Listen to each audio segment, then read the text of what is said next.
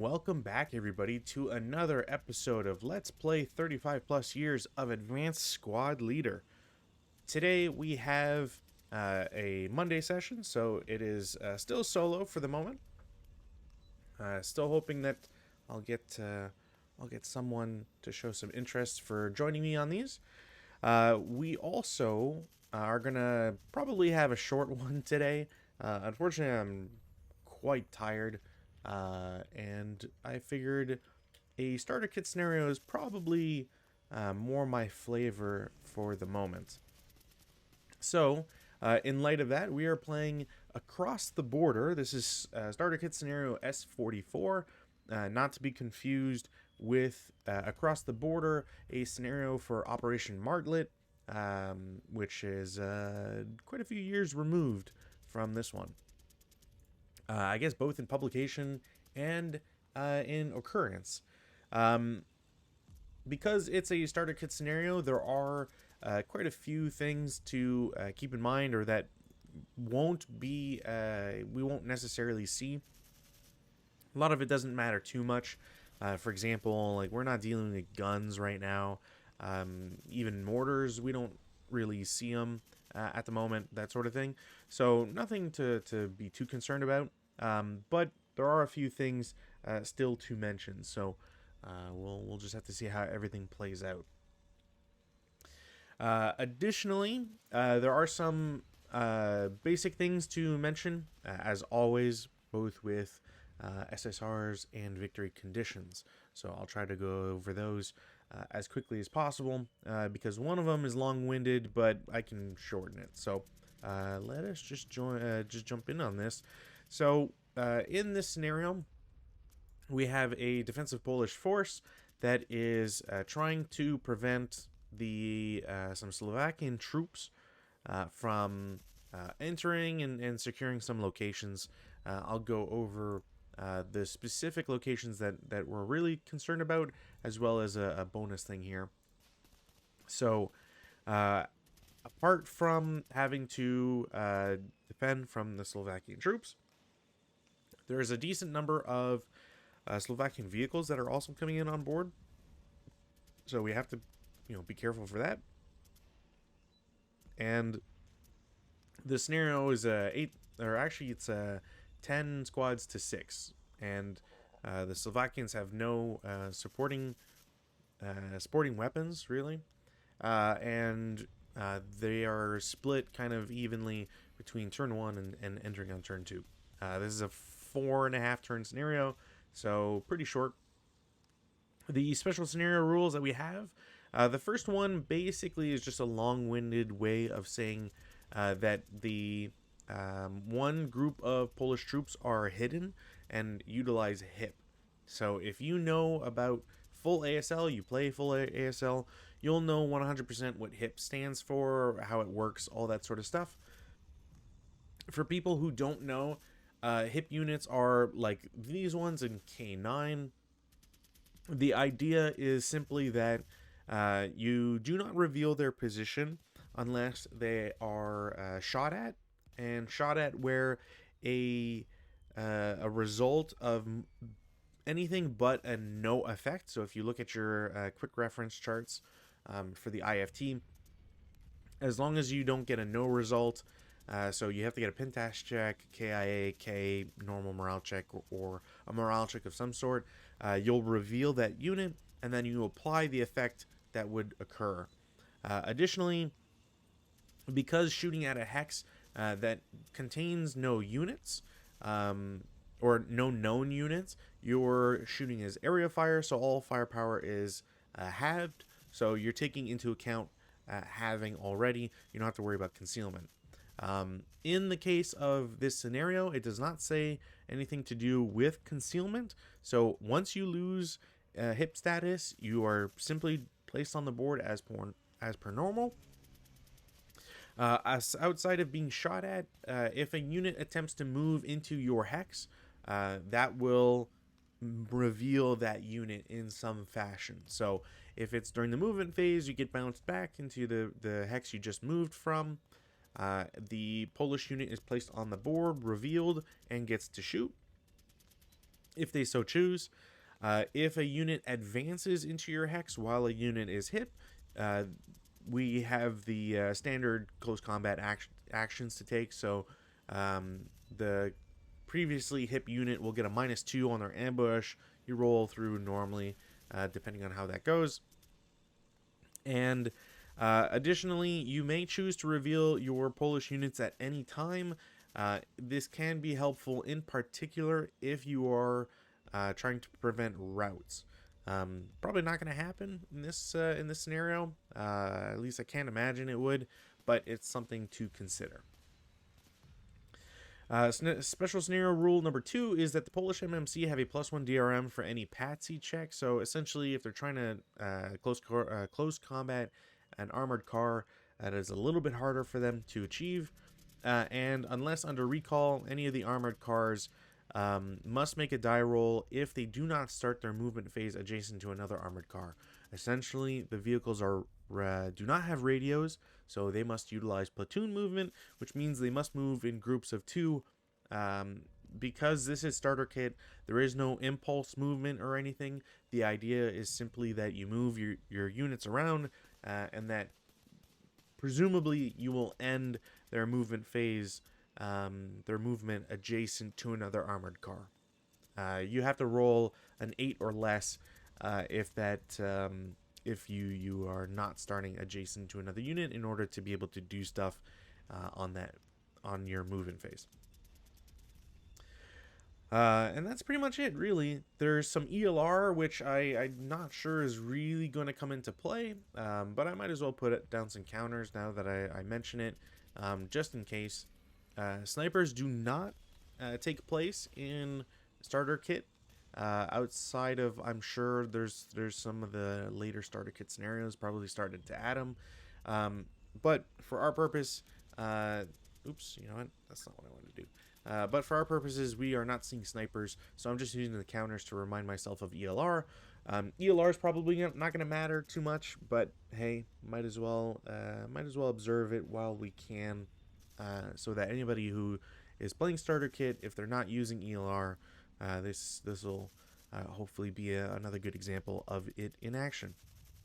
Now, last but certainly not least is the scenario objectives. So there are technically two objectives. The first is that the Slovakians win by amassing 6 VP, and it's how they get this 6 VP. So the first is through building M7. So where this 437 Green Squad is, buildings M7, M5, and K6 all give 2 VP each. They must be controlled, and each armored car exited off the road hex P3 down in the bottom, or P6 a little higher up, is worth 1 VP. So we get the fairly standard, do you want to exit units quickly and guarantee yourself some VP, or do you keep them on the board in order to perform actions, do things, and then on turns 4 and 5 is probably when you're starting to look, if not just 5, when you look at taking them off. So yeah, anyways, that is pretty much it for the setup. I did this super quickly. You have to set up essentially west of this road. So that's what we can see here. The visible 437s had to set up 3 hexes within from L6. So not a lot of options. I wanted to cover everything. Unfortunately, based off of the scenario rules, so the armored cars can only come in either from I-10 or A5. And frankly, I think if you leave I-10 open and you don't have a unit like an ATR and K9 or L8 or these 2 hexes, you kind of give up a lot of opportunity to take them out and act against them. So that's why I have these units here. So anyways, I don't have any weather roll to do because you don't do weather in starter kit unless otherwise prompted. So we're just going to go straight into this. I can't do any rally phase or prep fire because none of my units are on board. And once I do get to start moving, I will declare CX with a squad. The squads come in from anywhere on the east edge, so it doesn't really matter what hex. So 1, 2, 3, 4, 5, 6 into E7. Same thing from this other squad. I don't think anybody can really stop them, so they make it there individually. Above, same sort of idea, although I am going to try and be risky here. So an entire stack with leader is going to move. CX 1, 2, 3, 4, 5, and 6, 7 into F8. Now, a big question is, do I want to start revealing units or do I take a shot? And frankly, it's a really attractive one, but I'm still really worried about the armored cars, so I might save it for them. I know some people have asked for a sort of play-by-play for starter kit, and hopefully this I'll try to go a little bit slower, just to kind of give people an idea as to the options that you might want to look at, that sort of thing. So for example, this large stack is a very tempting target, and there's no real reason to avoid shooting it outside of two things really. The first is that if I reveal this MMG, then I'm giving away the ghost of where one of my major defensive units is. Is that a huge problem? Not necessarily, but because of the position of the MMG, I believe covered arcs might apply. If they don't in starter kit, forget about this, because you would then have to choose how you want to shoot, or how you're going to aim, and you would have to aim J6 and I6, which means you're limited to sort of this box, right? Which also means that if the armored cars come in, they can simply go around, and then the MMG can't do anything against them for this turn. And if they hide, depending on where they end up and where they go, the MMG might not be able to deal with them, period, or be stuck between having to deal with both sides. So something to consider there. Additionally, moving all these units together is always a big risk and something to be concerned about, because if I do shoot with these units, which I don't think I will, I think it's a +3 shot. It's +2, I think, because I think this is it might just be a +1, because, or no, it might be flat. So there's only one hindrance that would apply, even if this line goes through both, because these are equidistant. I believe the rule is that you can only apply one rather than both, because otherwise it'd be unfair. It's sort of like if you're shooting from H7 to I6, you don't apply +2 from each orchard, you just apply +1. I think we would have the same thing here. So when it comes to that, again, you only have +1 from hindrance.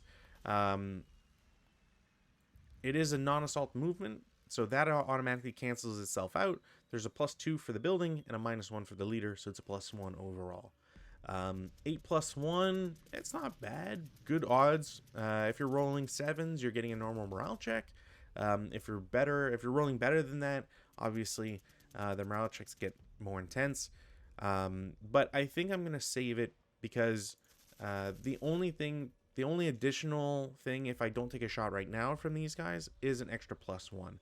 Does that make it a little bit harder? Yes, but my concern is with the armored cars, because if they get anything, if they get the ball rolling on anything, then I'm in a real bad spot of luck, I think, is how I'm going to look at this. So first armored car is going to come on board. I'm just going to do this a lot simpler.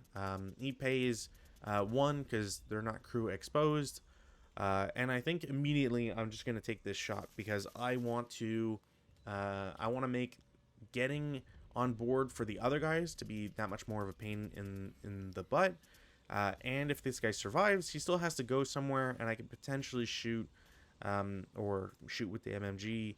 I force the armored car to potentially go around. If the armored car goes to G5 as an example, then the MMG can open up on them without any modifiers, that sort of thing. So immediately we're just going to do a 2-hit.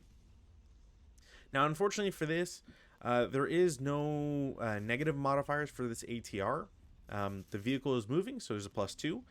The unit has only seen it for one movement factor because it cannot see it off board, and it started off board. And additionally, there's a +0 or a +1 modifier because the armored car is small. So this unit will miss. You don't get acquisition or anything from it. So I'm going to continue to I9 for 2, 3 into J8, 4 into K8.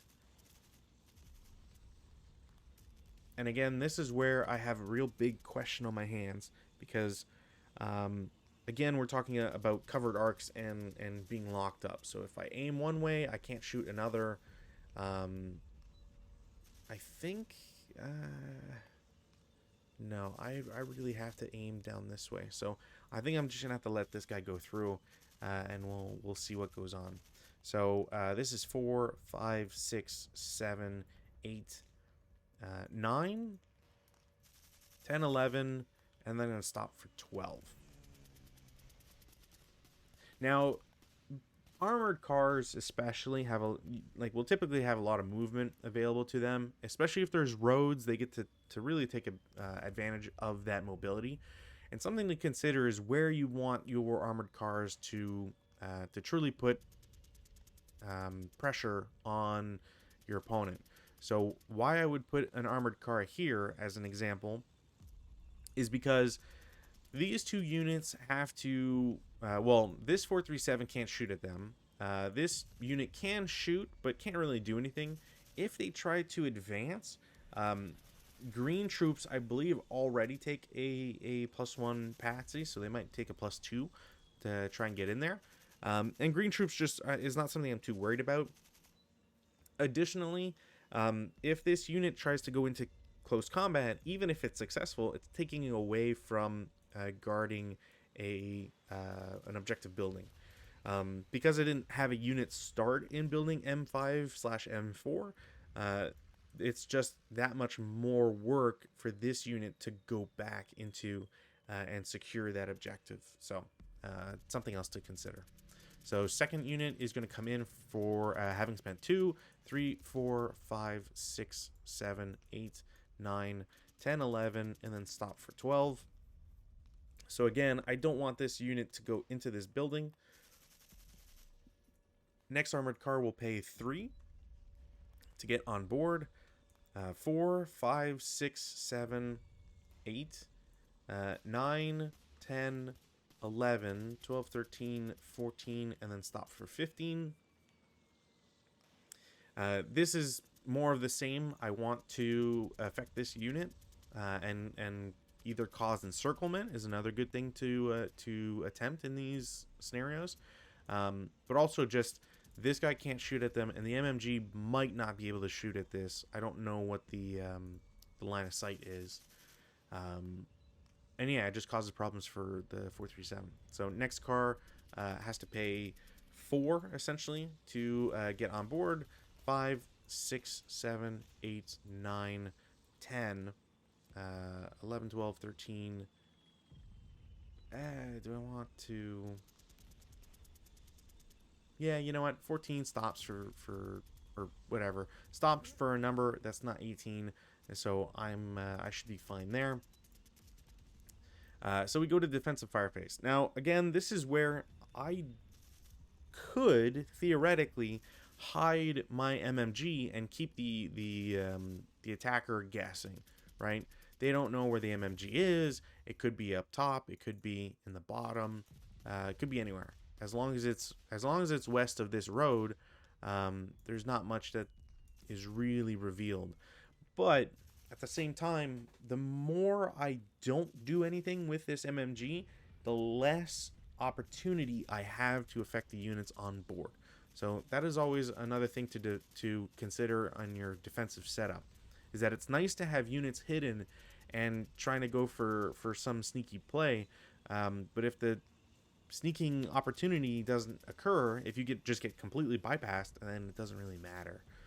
It's just a waste of time, or a waste of uh, the power that is in that unit. So I think for me, because this is defensive fire phase, I don't have to worry about the attacking units. Now, they can shoot, like these armored cars can still cause a problem, true. But I will get, as the Polish player, I'll get first shot next turn. So it makes more sense to me to open up with the MMG. I am going to target the armored cars because I would rather take them out first, because these units still have to move. Their leader is not as good as me, as my 9-1, sorry. And if they want to have the same amount of firepower or better than this MMG, then they have to stick together and be exposed that way. Exposed just in the sense that if the 9-1 and stack get a really good shot, then they're breaking a lot more than they have. So it's great in that sense. So MMG is going to shoot at the nearest armored car. That is going to be a hit. I saw this vehicle for at least 3 movement, so I'm not getting any penalties on that. They are still considered moving, I believe, so they do get a +2, which brings the 5 to a 7, and then the small size brings that to an 8. I believe the leader can affect the shot. Even if I can't, I'm still within an acceptable range, or an acceptable shot, whatever. So 2 kill, that's actually a really good roll, and I think I might have just killed the first armored car. So an M machine gun has a armor, a black to kill number of 4, because it's not a special machine gun or anything like that. It's not one of the heavier ones. So it starts with 4. The 2 kill number is changed by a +1 for being under 25 millimeters and within and at 2 range.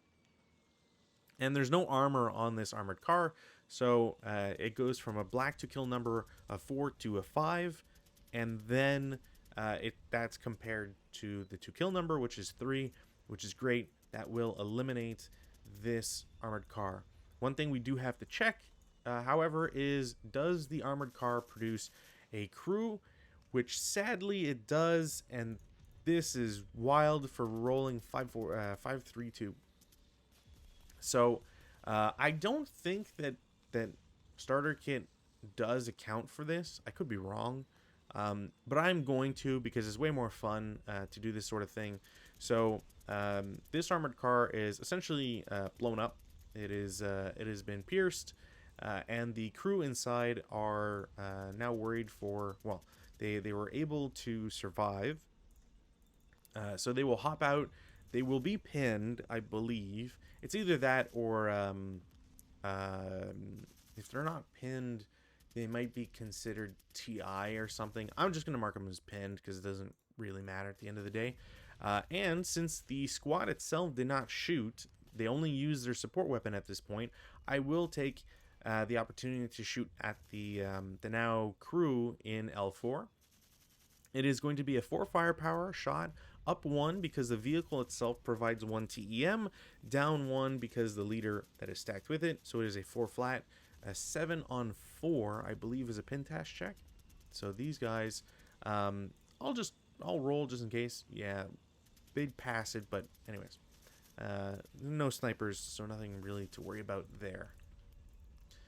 The medium machine gun did not get rate of fire, so I don't have to worry about that.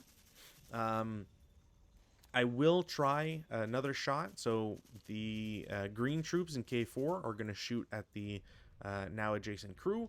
It is an 8 firepower, up 1. So that is a 9. That's going to be another pin task check, which they won't take because of they're already pinned. So, and even if they weren't, I mean, I could roll for pin, I guess. I'm going to double check this just in case. But I'm pretty sure any crew that bails out Unless it's TI, but I feel like it should be pin.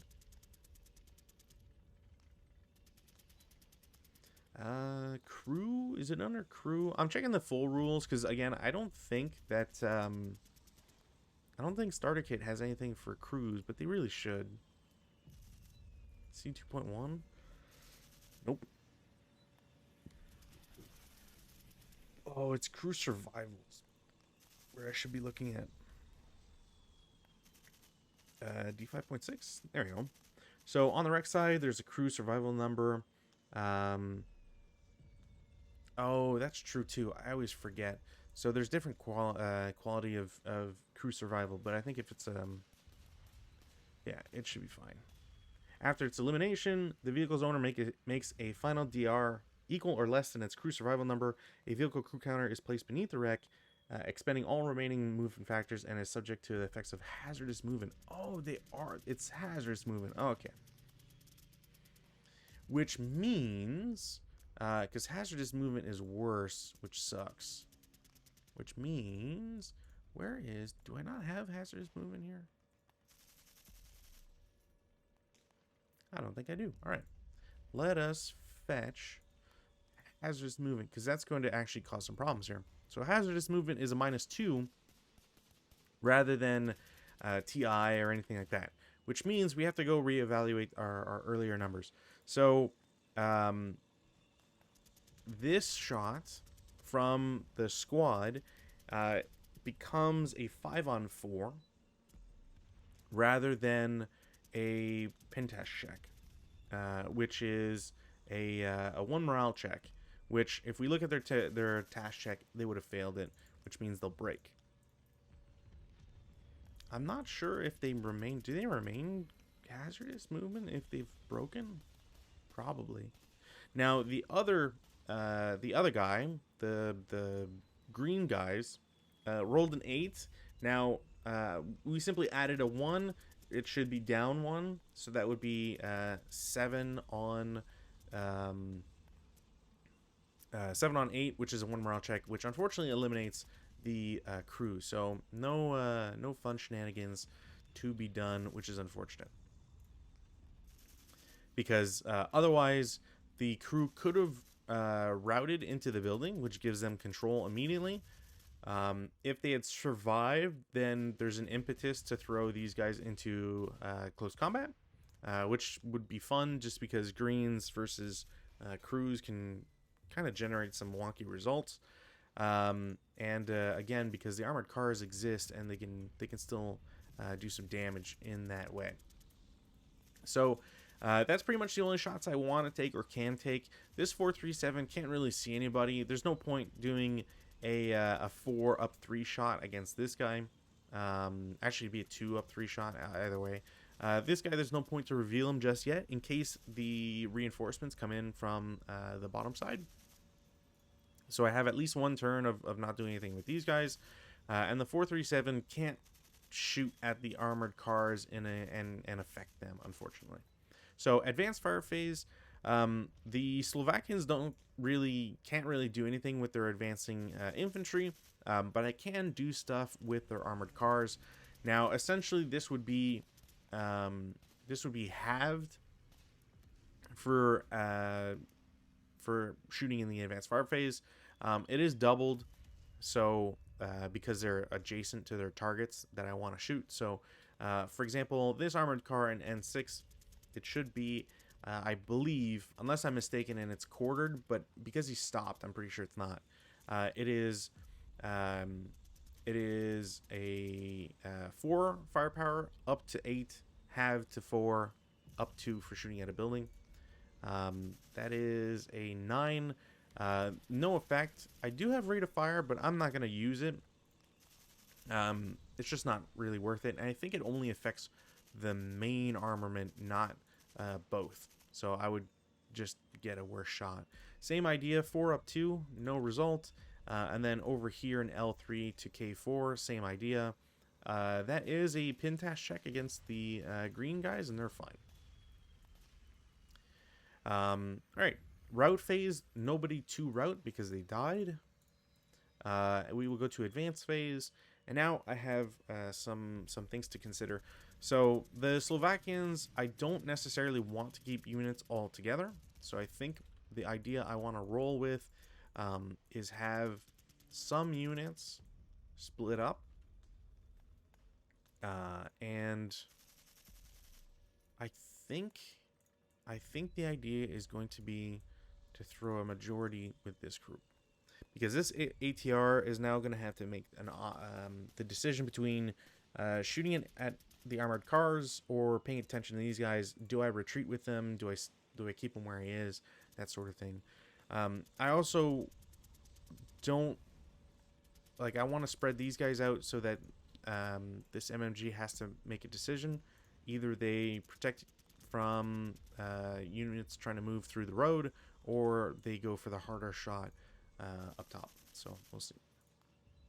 Especially since the range, well, the 457s, okay, the elites are fine. The conscripts or greens are really the problem in this scenario. So there's no CC that can be done, since none of the armored cars are in the same hex as an enemy unit, and nobody survived in order to do anything. So we will go to turn 1 for the Polish. On the Polish side, again, there's no weather checks to do. So we go to rally phase. There's nothing to rally. Prep fire, I do have some options here that I think I want to exercise. So first and foremost, K9 is going to shoot the ATR at the vehicle in M6. There's just a +1. That will be a hit. 2 kill will do nothing. I think I'll take an opportunity to shoot a 4-3. I won't get anything out of it, unfortunately. The medium machine gun, I think I'm going to try my luck here. Because I could shoot it at the armored car, but I think with one dead, I'm kind of ahead of the game right now, and I can take an attempt at the large stack in G9. As mentioned, there's just going to be one hindrance, +2 for the building, down 1 for the leader, so it's just a +2 on 8 firepower since I'm shooting the squad and the MMG.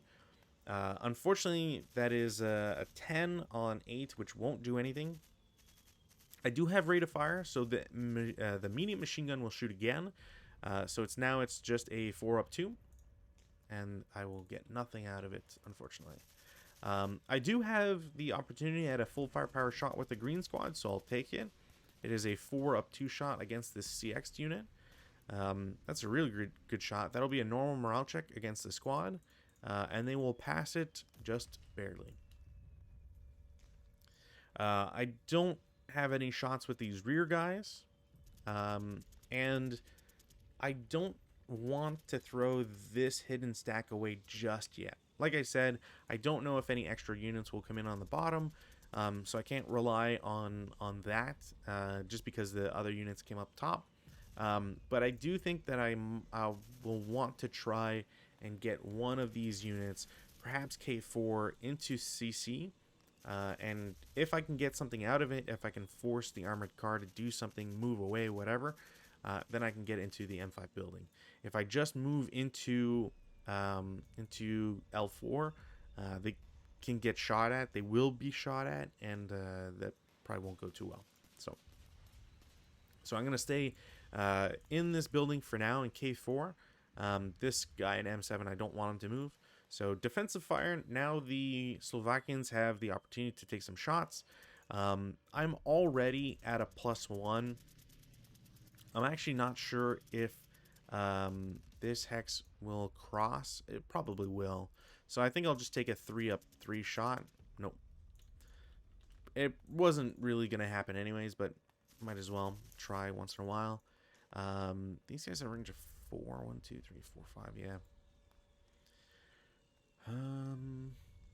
Yeah, actually, you know what? That's not a bad idea. I'm going to fire group, so it's going to be G9, F8, and F7 are all going to shoot at the guy with the ATR. It's worthwhile doing because, one, these guys are half firepower. Oh, that's dang. It'll still give me the number I want, so that's fine. So these guys are at full firepower in G9, and everybody is affected by at least this orchard, so it doesn't really matter. It's going to be an up 4 shot, but this is this guy is half, and this guy is half, so it'll be a 7 up 4. 9 on 7 is probably a pin test check. Yeah, I'm using the IIFT again because why not? And he's fine. I'm not gonna bother putting a counter on them because I know they're all shot. I can just do this, and everybody gets the picture.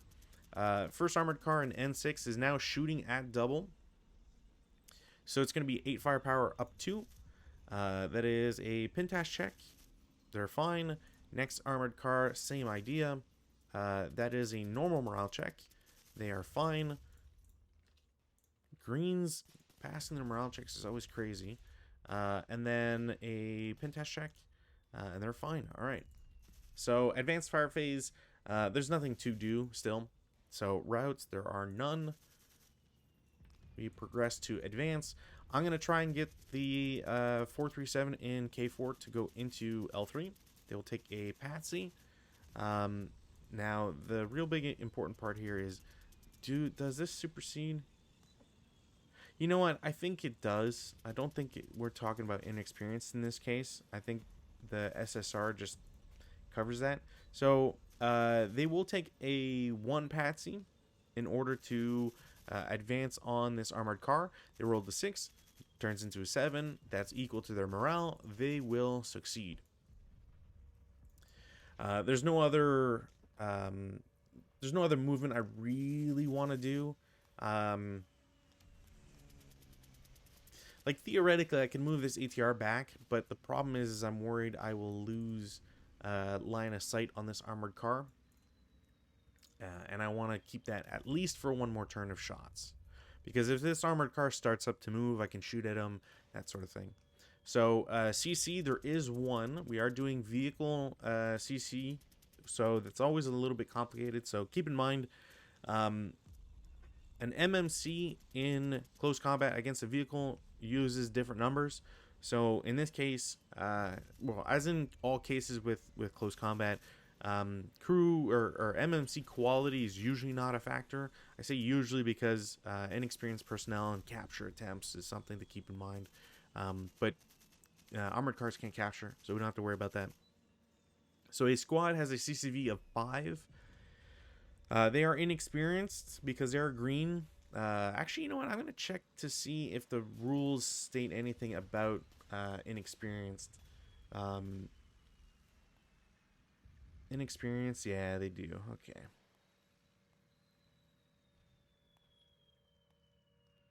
Green MMC non-stacked and constant. Yeah, okay. So basically, they're considered inexperienced. So instead of a 5, their CCV number is 4. The vehicle itself does not have any sort of problems, quote unquote, with it. It's not a mobile. It's not open top. It's not being escorted. It's not unarmored, because technically 0 armor is still armored. If you were unarmored, you would have stars. You'd have stars here under the movement points. So, and it's not in motion. So it's really just they have to roll a 4 or less to have an effect. So 11, not going to do anything. Almost rolled a terrible number. And then the armored car will shoot back. It counts its machine guns. It's not in a narrow street or anything like that. So it's really just, it's going to calculate against the green squad. And then we'll use that as the ratio. So it's not CCV with the vehicle. The vehicle will use close combat as the odds ratio against the unit. So in this case, it has 4 firepower in its machine guns, which means it's a 1-to-1 against the squad. So they will need a 5 or less to do something. Nothing happens. A melee is formed. So over to turn 2 for the Slovakians. I'm just gonna make this interesting, and we'll have these guys come in off of on the bottom side here, just because I do always have to be careful because I do know where everything is, which is a bit of a problem. 1, 2, 3. I think this makes the most sense. So it's always hard to try and play this without and trying to not take advantage of knowledge, but just something I'm gonna have to live with for now. So prep fire phase, I can't shoot with the armored car. Right, so I'm pretty sure I cannot. I can try to move out if I really wanted to, which isn't a bad idea considering. I don't have anything better for these armored cars to do, so I will have them shoot. So the first one in N6 is going to shoot 8 up 2. It's going to be a pin task check, and they will finally pin. The second armored car will also shoot.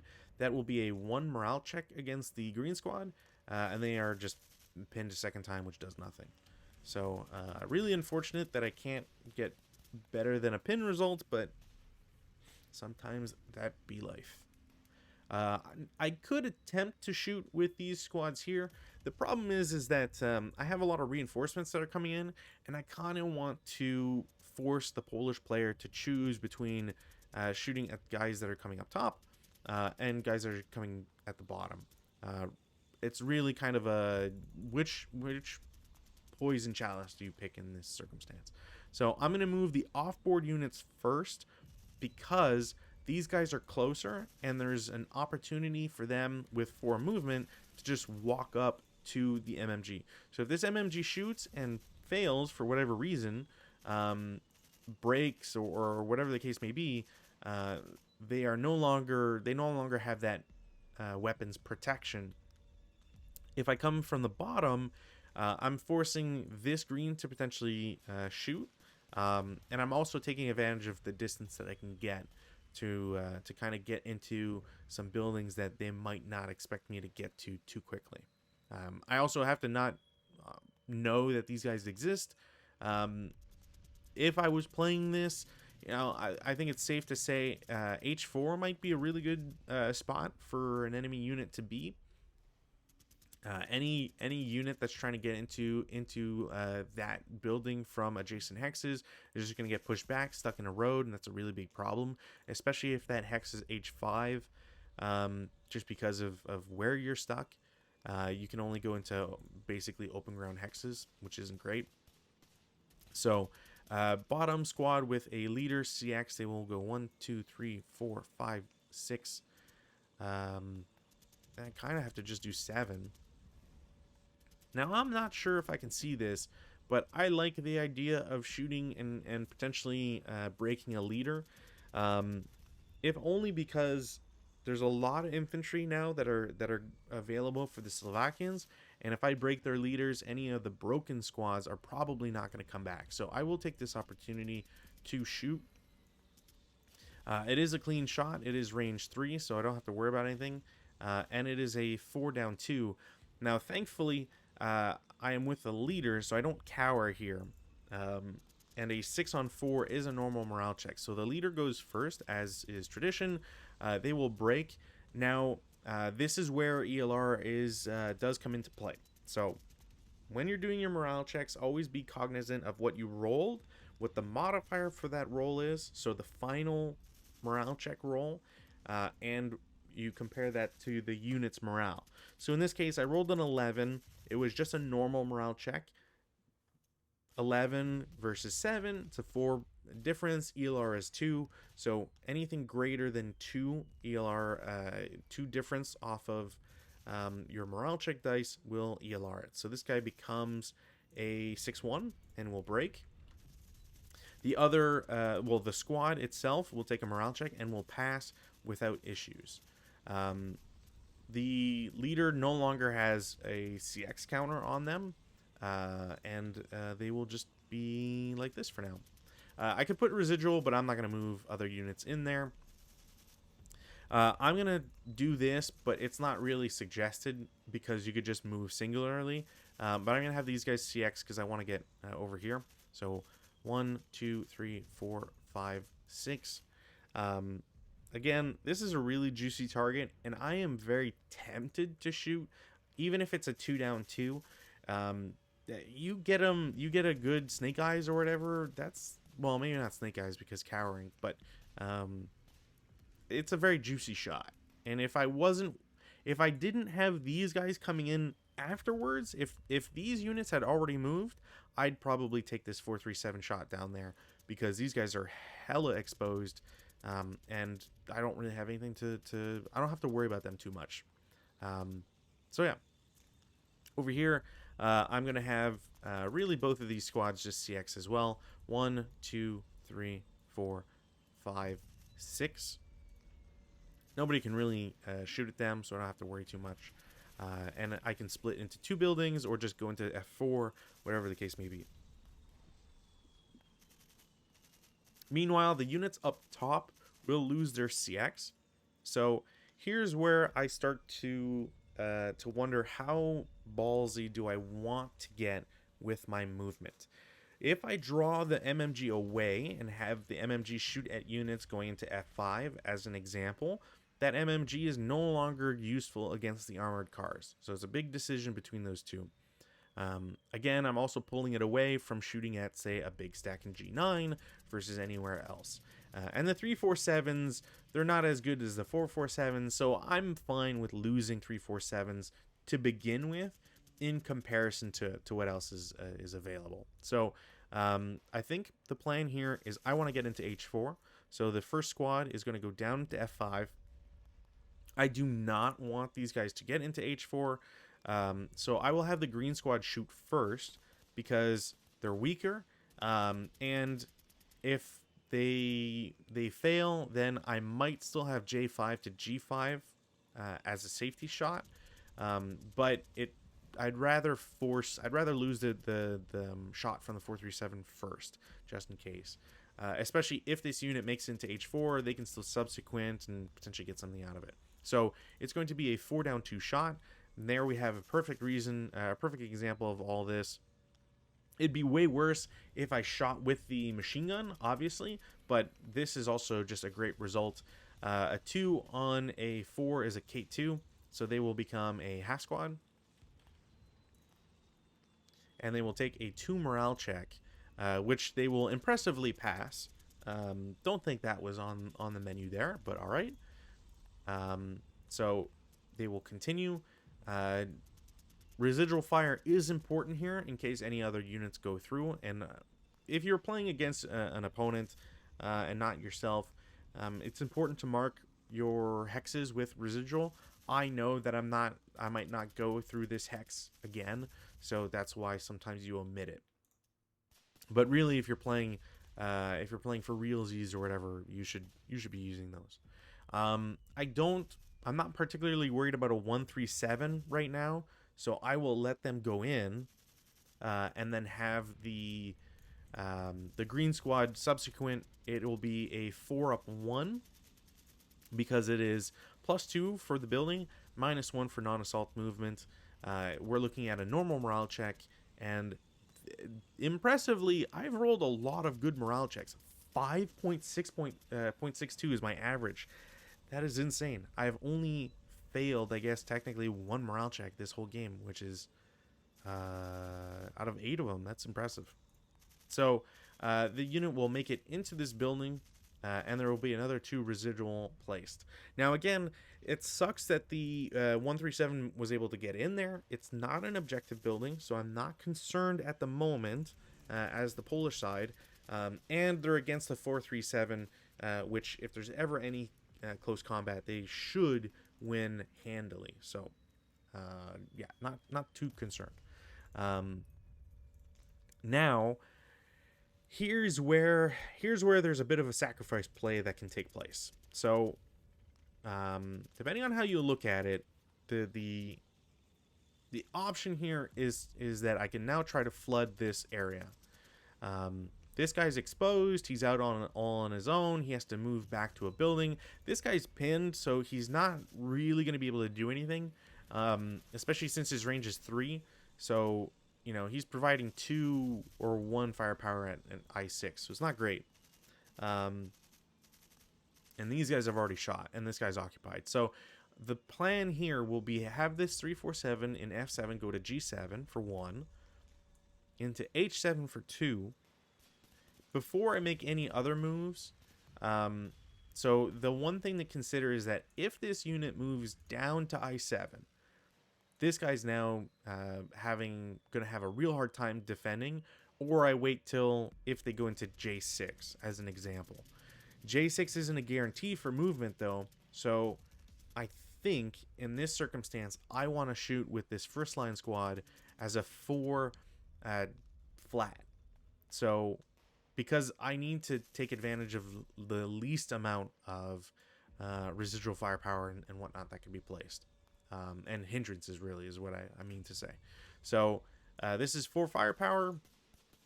Oh no. Okay, so that's kind of the result I wasn't hoping for, because they don't have a leader, so they are final fired, which means they can't do anything else for the rest of this movement phase, essentially, outside of final protective fire, which I forget if starter kit has.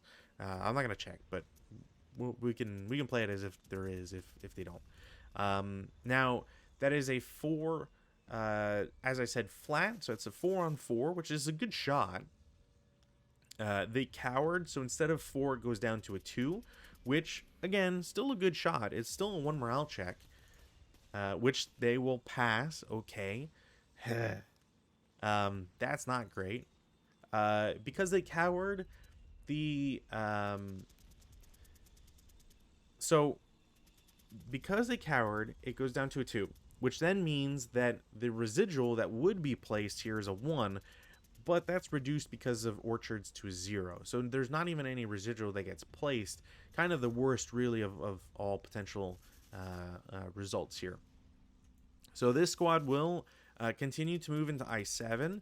Now here's where you've got to make your decision with J5. Because either you shoot with the machine gun and the squad. You could just shoot just with the squad or just with the machine gun, however you choose, but you have to make a decision here because you can let them get closer and really assure their destruction. But is it worth more to put residual in I7? Is it worth more to wait? Is it, and then you have a choice between J6 and I6. If I'm passing all these morale checks and I'm pretty comfortable about it, if I choose to go to J6, then if this guy breaks, I still have a route path, so he's still fine. So I think the idea here is that I'll go to J6 because I could get behind in the next turn, or I can just advance. I'm really threatening this building in its entirety. This pinned unit has nothing better to do, so I will shoot with him as a 2 down 2 shot, and it won't get any good result, which is kind of expected, just because the dice have been really good. So again, now because this unit has moved, that's their last hex of movement. I have options that I can take. Do I shoot them? I don't have to because I haven't shot yet. So I don't want to lock myself into an option, and I can always wait until the defensive fire phase and final fire against them. Because that's the case, I have a lot of options I can do as a Slovakian player. And I think the idea here is that I'm going to try and get this guy to get eliminated. So how I do this is that I'm going to move this unit to G8. Again, I don't know as the Polish player. I wouldn't know. So I might hesitate here because I could move closer and potentially go for I6 or whatever. I go to H8. Don't really know what I'm going to do with this. I go to I9. And I think now I get a really good idea of where the Slovakian player is trying to go. So I'm going to take the opportunity to shoot first fire with everybody in J5 against them, specifically to put down residual. And because of the rule of hindrance, there's just going to be one hindrance here calculated automatically. There's just going to be one hindrance, even though it passes by 2 hexes, because if you calculate the distance, it only needs one. It only needs one hindrance to go through. So I'm going to shoot. We'll roll. Again, really glad that I did not roll. I did not cower because I have a leader. So it's a non-assault movement.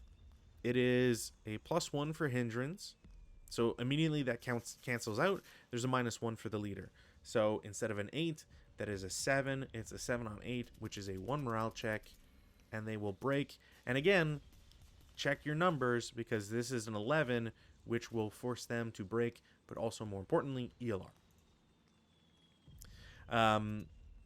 Being 8 firepower, it is halved to 4 and then reduced to 2 due to hindrances.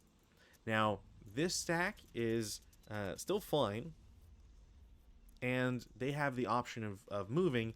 Now, these guys are technically now locked against this J6 unit because they cannot shoot past because they are first fired. So essentially what that means is this squad, one of the squads in G9 can move into the building for 2, 3, and 4. This guy has to make a decision on final protective fire. I can either shoot at the first squad and put residual, or I can wait for another squad or potentially the leader. But I think I'm going to go with the first squad here.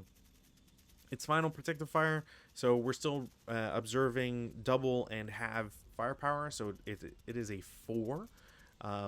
It is a 4 down 2, so that is a 5 on 4, which is a 1 morale check, which they will pass, unfortunately. And because the original roll on the IFT was a 7, that will pin this squad, which makes it even worse for any subsequent attempts. Now, there is a 2 residual, but that's not necessarily a problem because I can go into the building for 2, 3, 4, 5 into J10, and then 6. Now, I could final fire again, but, I mean, 2 down 2, they will cower. So they'll cower, which goes to the 1 column, which is a 1 morale check. 2 on 1 is a 1 morale check. The leader will pass, and so will the squad. A dreadful result for the Polish, but only because my morale checks have been fantastic. 13 morale checks, 5.77, only 2 rolls above a 6. That's insane. I kind of wish I was playing the Polish in the campaign right now. So that'll be that for movement. Nobody else can move. Everybody else is either shot or stuck. I could move this armored car, but I want to keep this green squad stuck because they can't affect these units. So we'll take off the move. Try to move these to be a little bit better here. Defensive fire phase. Again, I don't really have much in the way that I can do. I will final fire with the unit in J5 against the adjacent. It is an 8 firepower down 1. That's a 6 on 8, which we're looking at, unfortunately, just a 1 morale check. And this unit will break, but only by 1, so ELR isn't triggered or anything, and they're going to be fine. So that is it for defensive. We move to advancing fire phase. In the advancing fire phase, this guy can't do anything because it's a 1 firepower up 2. I really don't want to throw away a good roll on that, so I'm going to try for up here, K10, J10. This is an 8 firepower up 2. Unfortunately, that will not do anything. And then, because there's no sniper, I'm going to try it, but really, you shouldn't. If you're playing with snipers, you really wouldn't make this shot. So 1 up 2, no. I kind of wish I'd reversed those now. So that is it for advanced fire phase. I can't really shoot with these guys, so there's not much of a point. We'll take off the prep fires, and now for routes. This guy is super easy. He routes to H9. That's it. Our guy in J6 has options here because he has to route to the nearest in movement factors in terms of buildings that are eligible. In this instance, there's 1, 2, 3, 4, 5, 1, 2, 3, 4, 5, 1, 2, 3, 4, 5, 1, 2, 3, 4, 5. So he can go in any of these building hexes. I'm going to have him stack up in H9 because he legally can get there if I route through I7, H7, H8, and H9. And because if I stack them, it's going to be way better for this leader to go back and help out. Speaking of, That is it for the routes outside of this guy. So G1 does not see these guys up here. So we'll go to G2, and then does see this guy, and we'll go to F2. I can't route forward, unfortunately. There is a potential for me to have gone for H2, which is kind of what I was going for. But I can't then go to H2 after I see this guy. So that's basically how it'll be. In the advance phase, I will have 2 elite squads. I don't really want the leader to go with, because I don't want him to die. And I want him to go back and pick up those guys. So these 2 guys will go in. That'll be hopefully an easy CC victory for them. As mentioned before, I want these 2 squads. I'll have them go into F3 because why not? The guys in F1 will go to F2. And then the guy in G1 is going to go to H1. Because H1 is just better protected. That is it for the advances. I don't want to throw this guy in because it's a 1 to 4. I would have to roll a 3 or less. I could theoretically try to capture them because they're inexperienced, but I feel like that might be a little gamey for starter kit, so I'm not going to do it. So we go to the combat, close combat phase. We've got 2 that are ongoing. We'll do the vehicle one first. When it comes to vehicles, the infantry always attack first. So again, we have our 5 CCV because it's a squad, -1 for being a green squad. Nothing happens from their roll, and then it is a 1-to-1 roll for the armored car. They will get a 5, which does reduce them to a half squad. So now that squad is much worse off, and these guys probably really have to get the heck into M4, M5 at this point. The other one over in K9, we have ambush. So because I advance into a building that was occupied, I have to roll for ambush. So it is attacker first. Slovakians will roll a 4, and then the Polish will roll a 6, which is really unfortunate because they're pinned, which will increase that by 1 to a 7, which means there is an ambush by the Slovakian troops because the difference is 3. This also means that the Slovakians will get a bonus to their attack. So in this instance, it is a 8 firepower to 4, so a 2-to-1 ratio. The Slovakians will attack first, and if they get a result, then that will be applied before they get to attack back. And there is a -1 for ambush. 2-to-1, I need a 7. There's a -1 for a 6 overall, which means this unit is eliminated. Technically, the ATR would be dropped because the unit is eliminated, and it was not on a it did not involve a colored 1 on the roll. But I'm not going to use it because there's no point. I don't have armored cars to fight as the Slovakians. And I don't care for the 1 firepower range, so that will just go away. So kind of a dreadful turn for the Polish, all things told, because they really don't want to lose units, especially not early.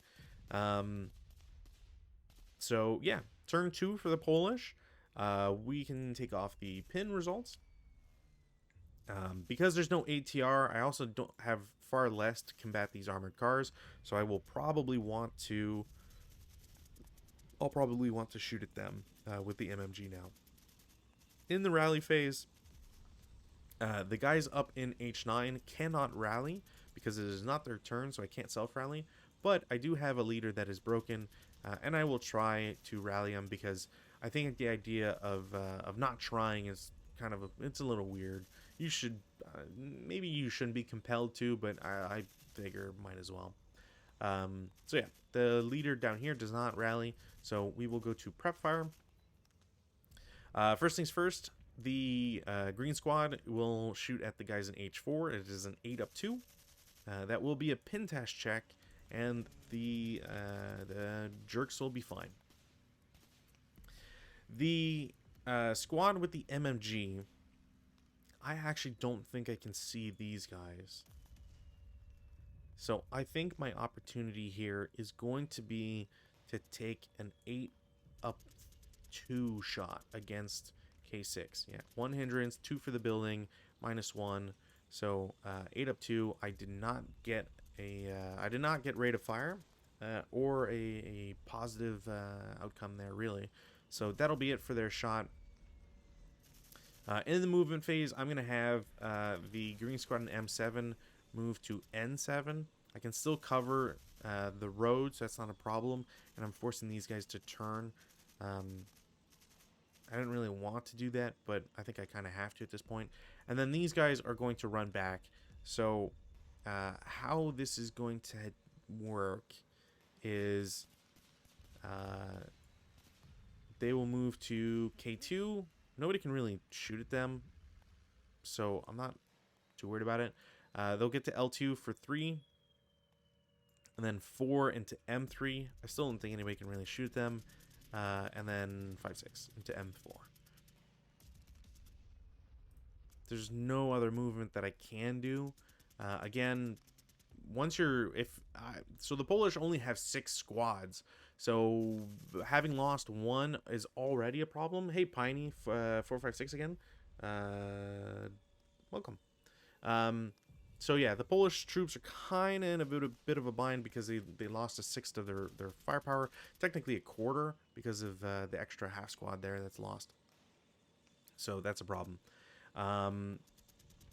Yeah, defensive fire phase. I don't really have too much in the way of options here either. I think I will try an 8 up 3 back at them. Oh, come on. So that's going to be a 5. So it's a normal morale check. Leader first. Leader's fine. Squad's fine. All right. I should not be doubting my morale checks today because they are crazy good. So they passed their morale checks, which is great. I will try a 2 up 2. Nope. Had to try at least. And then these armored cars. You know what? I'm going to try. So the armored cars will have to turn their turrets each once, which will incur a +1 modifier to their roll. And then you add that on top of the building. So turn for 1, +2 for building. So it's an 8 up 3. That is a pin task check. The green squad will be pinned. This armored car will do the same, although it is adding an extra +1 because of the armored car in N6, which is causing some hindrance. So it's a +4, doesn't do anything, and that will be it. I think that's everybody shot. So that's pretty much all I can do. Advanced fire phase, I don't have any I can do, so that's just going to be it. Routes, I don't think anybody broke this turn. I'm playing as both, Piney. Unfortunately, Mondays I've been out of a playing partner, so I was feeling tired today, so I just picked a starter kit scenario to mess around with, talk strategy, and just go about things. So I'm technically playing Poland, but I'm also playing Slovakians. Yeah. Hopefully I'll get somebody back on Mondays, because Mondays just work out better in my schedule. So route phase is done because nobody can route. In the advances, I think I have to try for this. If I secure the building, then I'm watching the road hexes again, which kind of prevents them from moving. You haven't seen Advanced Squad Leader. Advanced Squad Leader is fantastic. Granted, I'm a pretty hardcore fanatic about it, because this is actually, you know what? I gotta look now. If I go to my page on ASL Scenario Archive, so I have an embarrassing 7,703 scenarios. A lot of them are doubles, so you know, Don't take that as like the actual number. But there is a ton of content in Advanced Squad Leader, which is fantastic. The game has been around for uh, going on 40 years now, so you can really see a sort of evolution of design and effect for this game. If you ever do feel an appeal to get into or try Advanced Squad Leader, you can always go to mmpgamers.com. Uh, they will have, it's the company that owns the game. They sell all of the quote unquote official modules, at least the ones that are in print. But more specifically, if you go to the link that I just posted, that has the most, I believe it's the most up to date versions for the starter kit.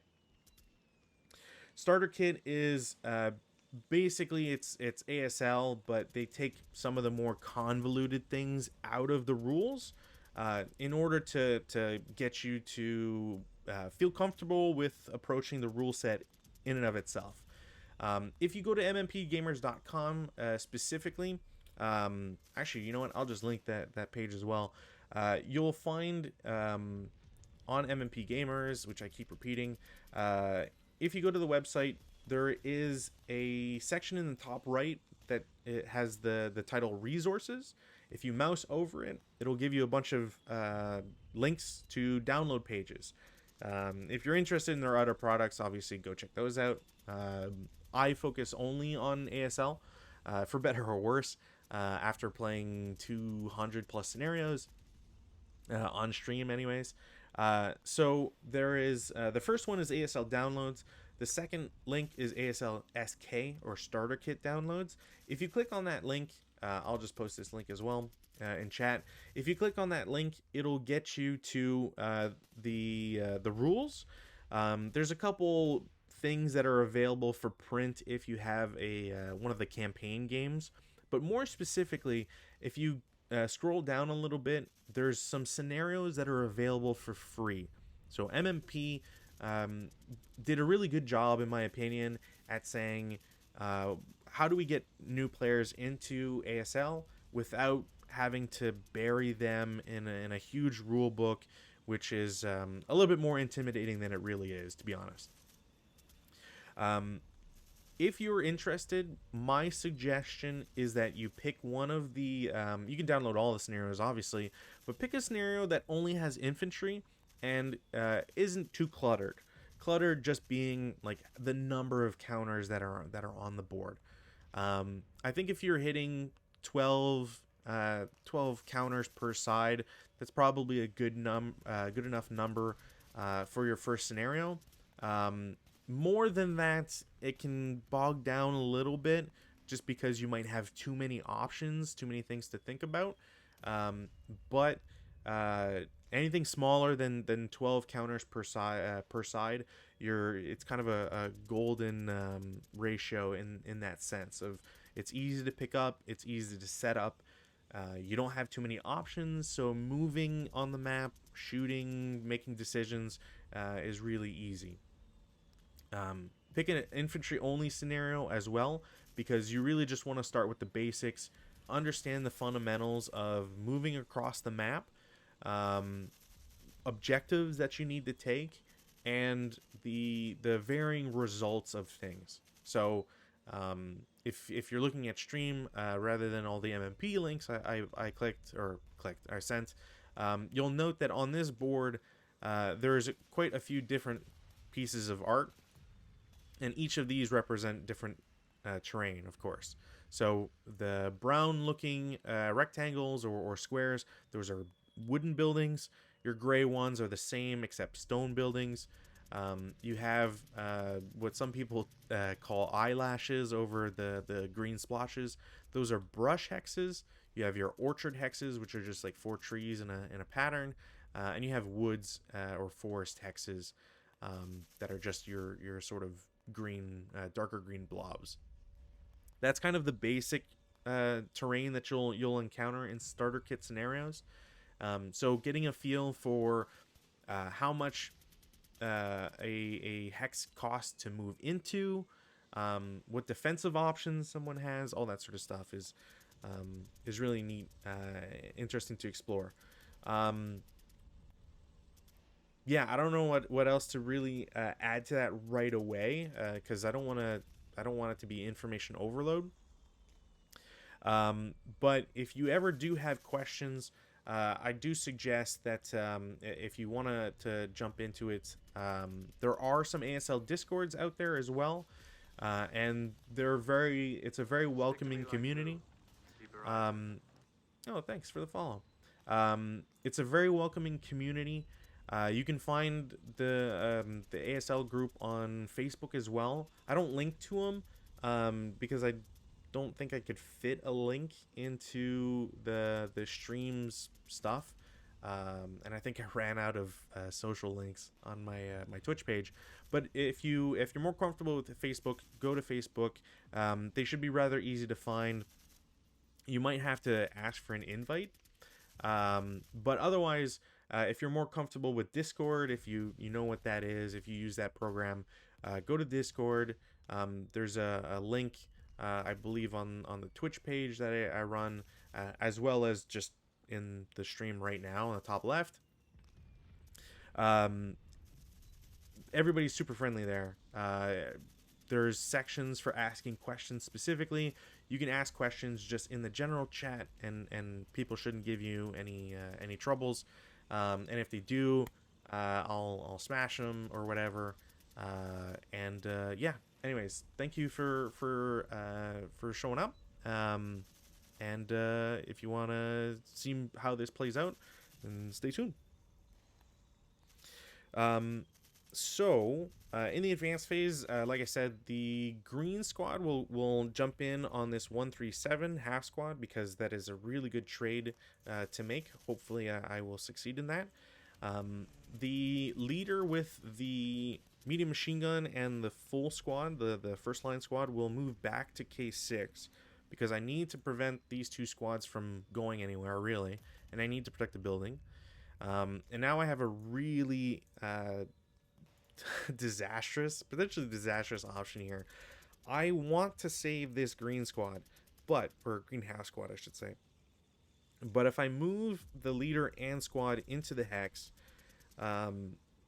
it's possible that I will miss my close combat, and then that really opens the door for these three stacks to move. So, and I can't leave if I go into close combat without the armored car either blowing up or driving away. So I'm not really in a good spot regardless. So I'm gonna just random selection this. If it's a 1 to 3, I'll go in. It's a 4 to 6, I won't. All right. Well, the rando decides that I'm going in all in on saving the half squad. So that is what we shall do. I don't believe that the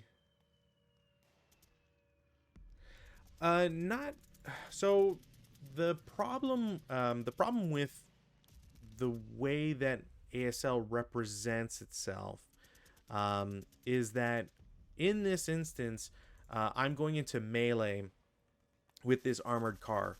So there's the only crossfire I can really do is with the stack in K6, which frankly I can't really do anything else with these guys. I either watch the 447s up top, and I can also try to intervene along this road from the same group.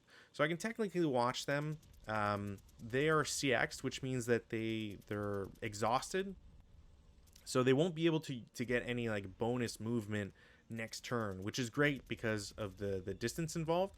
So they won't be able to get into the melee, but they'll be able to get into K4. So I need to be really careful about what shots I choose to make in this circumstance. I believe that's all the advances I can do. I can't advance with this squad in N7 because they're pinned. So we'll go to CC phase, or the close combat phase, and we'll do the armored car because that one's going to be more interesting. So as mentioned earlier, when it comes to armored vehicles against infantry, the infantry always go first. But because I have more than one infantry unit, in this case I have a 457 full squad and a 227 half squad, you choose, the attacker, in this case the Poles, will choose whether or not the 457 will go first, or if the 227 will go first.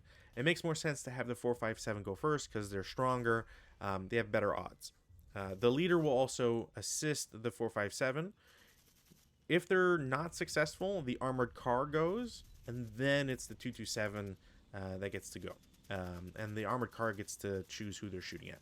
So in this instance, like I said, the 457 is going to go first. If you have the charts available, this is the close combat table that we're going to use. Unfortunately, I never display the tables on stream because unfortunately I have Vassal set up for multiple windows, and yeah, stream doesn't like that. I could show, I guess, my monitor, but it gets a little dicey with sometimes it crashing and stuff, and I don't want to show stuff. So the CC value or CCV modifier for a full squad is 5, and I have a single man counter or leader stacked with them, so it's a +1. So I need a 6 or less in order to affect the armored car. I got a 9, no effect. The armored car gets to go, and I don't have a 1-to-1 ratio against the full squad and leader because I only have 4 firepower with the 2 machine guns. So I will go against the 227. It also protects me from any quote-unquote reprisals if I'm successful. So it's a 4-to-2, which on the close combat table is a 2-to-1 because I'm shooting at infantry. So I use the odds for rather than the vehicle CC stuff. So it's a 2-to-1. I need a 7 or less. I will get a 6, and this half squad is eliminated. So they don't get to shoot back. And the new guys are now stuck in melee, so it's it's a little bit worse for them, unfortunately. Rando did not help me out there. Over in H4, we have a green squad that advanced against a first line half squad. If we look at our ambush table, because I advanced into a building, it's an inexperienced group, but that isn't penalized for ambush. Or at least I'm pretty sure these guys aren't lax. Well, we can forget about that for now. So their ambush roll is a 2. The defenders have no modifiers to their ambush, and they roll a 4. It's not a difference of 3, so there is no ambush. Now, the green squad is fighting at a 4-to-1 ratio, so they need a 9 or less for any success, and the 137 squad is going to be fighting at a 1-to-4 ratio, so they will need a 3 or less. So we'll roll for Poles first, 9 or less. They will get a 9, which will be enough to kill the half squad. If it was a full squad, it would just reduce them to a half squad. And in return, the Slovakian troops are not able to kill the green squad or affect them. That is it for close combat. We will go to turn 3 for the Slovakians. And we go back through the entire process again. So there's no weather, so we don't have to worry about that. We can take off our pins. We have the rally phase. In the rally phase, I do get to try to self-rally a squad because it is the Slovakian turn. So I will attempt it, not be successful. That's fine.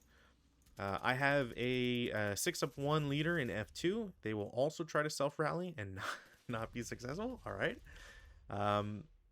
And I don't believe the Poles have anything to do, so we'll go to prep fire phase. Now, as I've mentioned several times, this prep fire phase, I have options here, and I'm not quite sure which ones I want to try and attempt. The reason for this is that this is halfway through the scenario, and I still have to capture 3 buildings. If I have 2 armored cars leave the board, I only need to capture 2 buildings, which is great for the Slovakians. But if I move in the open, they're going to get blasted by this 437. So it's a really it's a tough decision on what I need to do versus want to do. Another thing to consider as well is that the line of sight now involved in this fight is really particular. I say that because these 447s can technically get to N8 before they have to suffer the rage or attacks from the medium machine gun over in K6. It's possible they could see L9, but I can't draw it. If I was to check, that would count as a shot. So it's one of those, preventing cheese type idea. Additionally, for this group over on the right side, the 347s can easily move to G4 out of line of sight from K6, but I'm still potentially getting shot at from the 437. So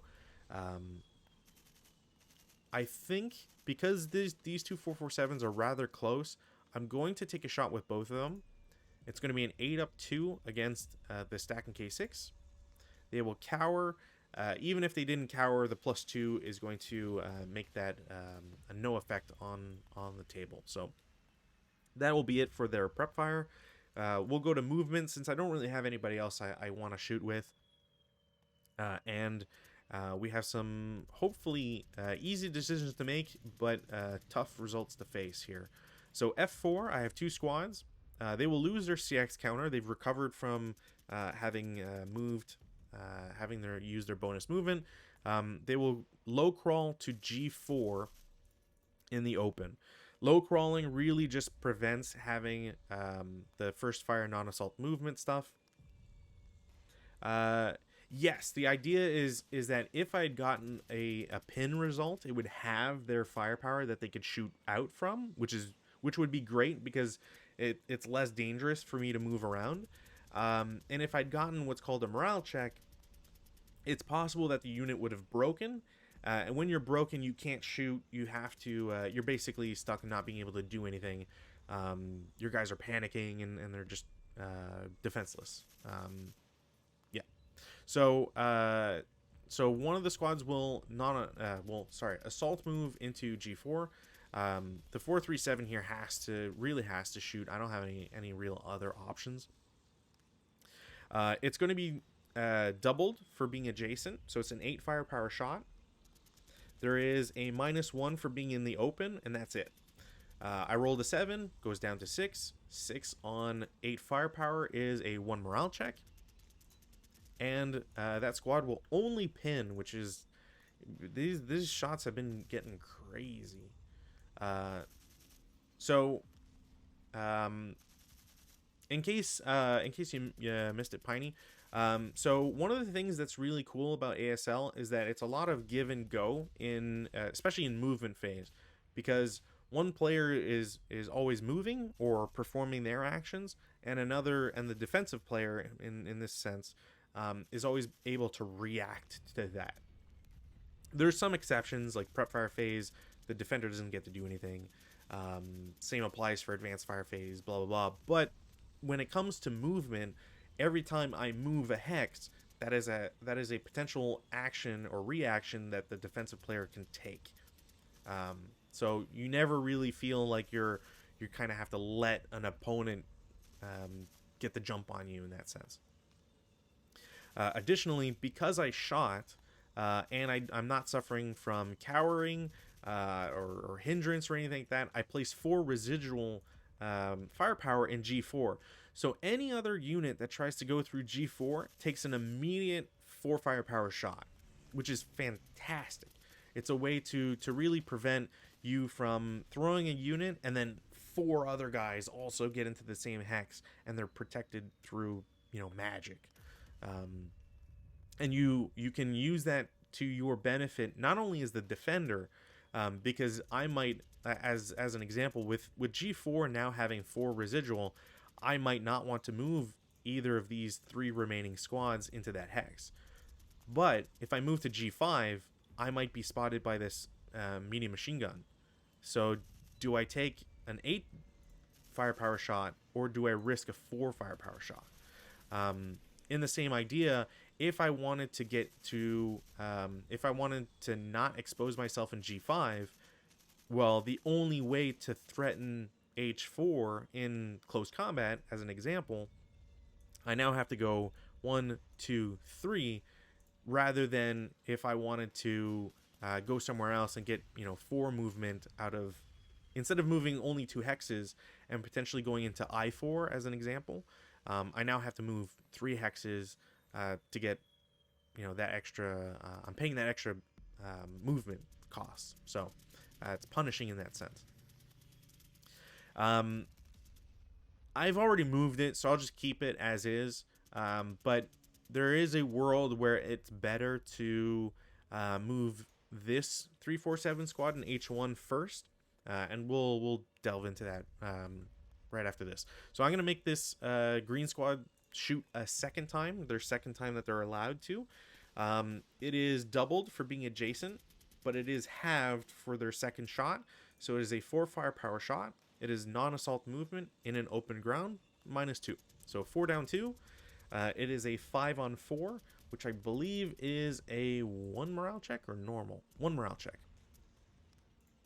They are fine. I am still amazed at the morale checks today.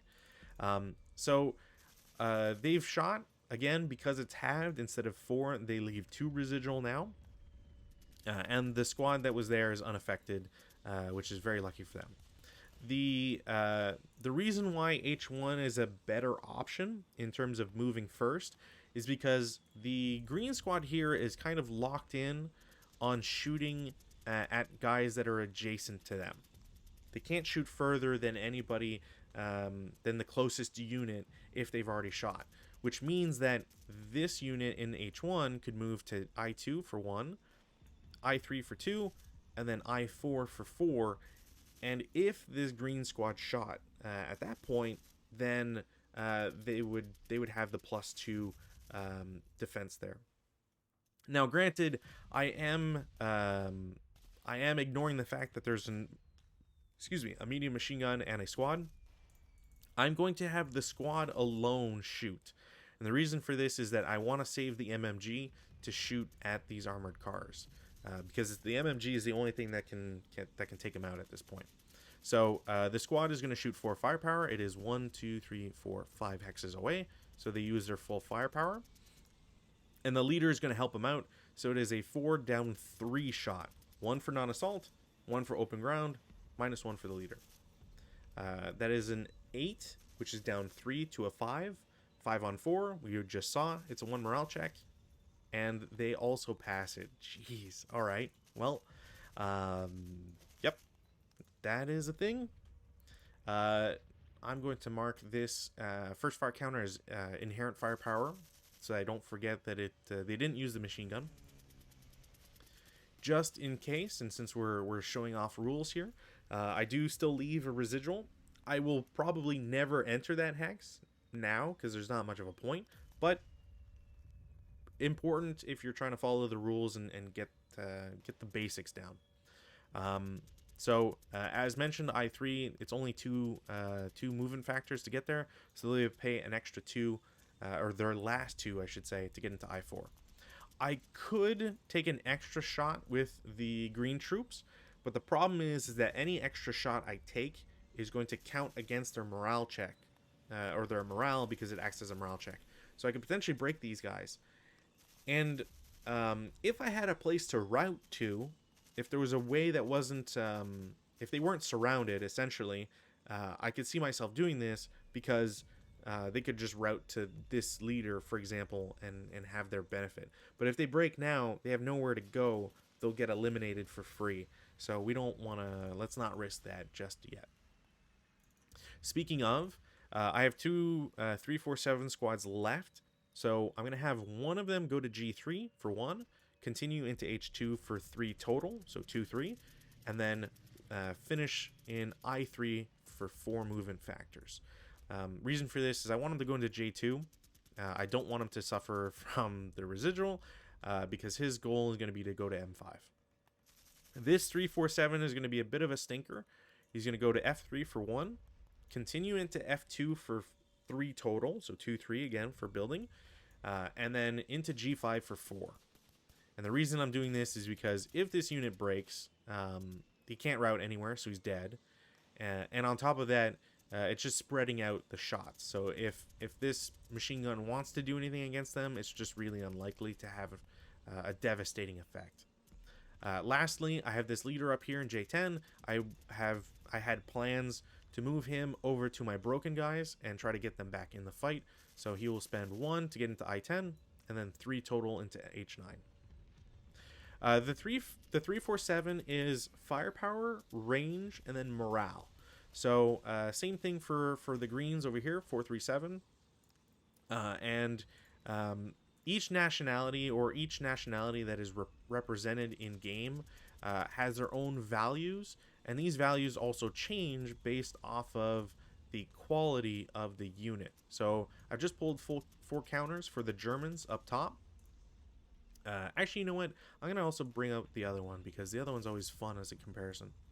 So the elite, the like best of the best Germans that you'll probably ever get in terms of close quarters combat is your 838. So they shoot 8 firepower normally. As you can see here, that is the same as a medium machine gun and a full first line Polish squad.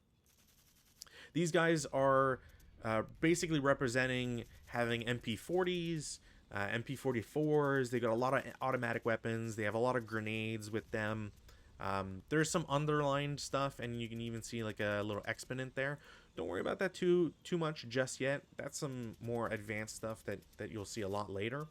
But the idea is that this guy is really great if you're trying to shoot this. If you have an 838, God, one day this will pull over. Why is that? Huh? I've just found something for Doug. Okay. So you know, these guys, if they're 3 away from this Polish guy, that's 8 firepower base. But if they find themselves to be at 4 hexes away, then they're almost just as good as a 347, because once you're outside of your normal range of 3 here, your firepower is reduced by half, so it'd be 4. So again, it's those sorts of things that, depending on what the order of battle gives you for the scenario, there's a lot of interesting ways to sort of look at those interactions. So the best of the best, you know, 838s. Then you have your assault engineers as a squad. Well, kind of as a squad type, but anyways, point is that there are 548s, so their morale is just as good. They have less firepower because they're using more rifles than automatic weapons. They're less represented by having grenades and stuff, but their range is better. So there's situations where the 548 is going to be better than the 838, despite the raw numbers that you see. And then you have, you know, a more typical 468. Then their second line is 537. So their morale, how composed they are, how well they stand up to pressure, is reduced. And then even Germans have conscripts at a certain point, you know, 1945, and other scenarios as well before that. They're not holding up too well, and anything that happens might break them. So, and that's just the Germans. There's other examples. So if we look at the Russians as an example, they have their typical 628s. You know, your 628s, which are almost as good as the Germans. They don't have all the same benefits and whatnot. This is probably a better counter to represent it. You know, they're not as good, but they're still, for what the Russians normally get, this is still great, especially if you're in close quarters. The Russians typically have more units, so you might not have 838s, but you might have, you know, 12 and 12 firepower rather than just 8. Yeah. It's just an example, you know. It's like the Japanese, and well, Japanese is kind of a weird way that they're represented, but that's a whole different bag of worms, really. Suffice to say, though, that the Japanese and ASL are very unique, and it makes playing them completely different from other scenarios, which is fantastic. From a design perspective, that's a lot of fun. So continuing with the Russian stuff, 458, pretty standard stuff. 447 is probably what you'll always see in scenarios. And then once they get to conscripts, 426, they still have a lot of firepower, but at 2 range, it's terrible. You really have to get close, and that exposes you to a lot of problems or a lot of danger. And then their low morale just means that they're more likely to break and have negative effects on them. Yeah, so that's basically your representation: firepower, range, morale. I don't think I have anything else in. Oh, you know what? Movement phase. Okay, I'm probably gonna regret this, but I'm gonna have armored car and M6 start for 1, and I'm gonna have the MMG immediately shoot at them in reaction. So that is going to be a hit. Nothing can take that away from him. And unfortunately, it is not a kill. That is way too high for me to even bother checking. I don't have rate of fire either, so this is just well, first fire. But yeah, there's just no result from that. So this guy gets to start. I will have him turn for 1. So that's 2 movement points spent. 3, or actually no, that's 6 because I'm not following the road. 6, 7. Ooh, I have to go around. 7, 10, 13, 16, 17, 18, and I'm going to stay in motion. Meanwhile, this other armored car, I don't really think I need him anymore. I'm gonna take a risk here because I did some risky stuff with the Polish. I'm gonna do risky stuff with the Slovakians here. So I need 6 VP, and armored cars only give me 1. There you go. So I'm gonna have him start for 1. Nobody can react because there's no other weapons to shoot at them. So that's 1, 2, 3, 4, 5, 6, and then I'm gonna go off board exit. So we'll mark him as exited, so I don't count him as killed up here. And that will give them 1 VP. So now I only need 5 more, which means as long as I get a vehicle and 2 buildings, I'm fine. Otherwise, I might be screwing myself over here. And I say that because sometimes you don't want to exit too soon because then you can't use them, obviously, for the rest of the scenario. And sometimes you really, really need that. So that's going to be it for movement phase. We can take off the residuals. And now defensive fire phase. Unfortunately, there's not really anything I can do. This guy's final fired, so he can't shoot anymore. This guy has nobody adjacent to him, and he's first fired, so he can't shoot. And this guy just has nobody in his sights, so there's nothing to do. Advanced fire phase. I'm going to try and swamp this green squad. So I'm going to do a fire group with all of these units.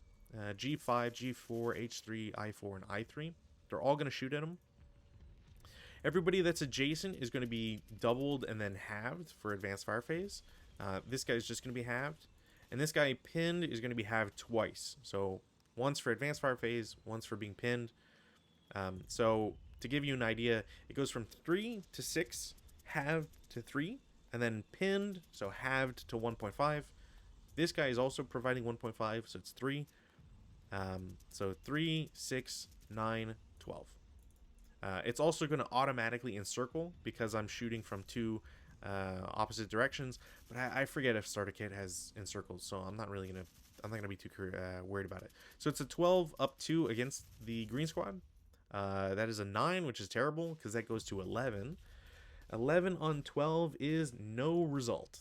So the Polish troops will live for another day, or another turn anyways. I'm not going to mark them because the markings will come right off. Prep fire can also come off.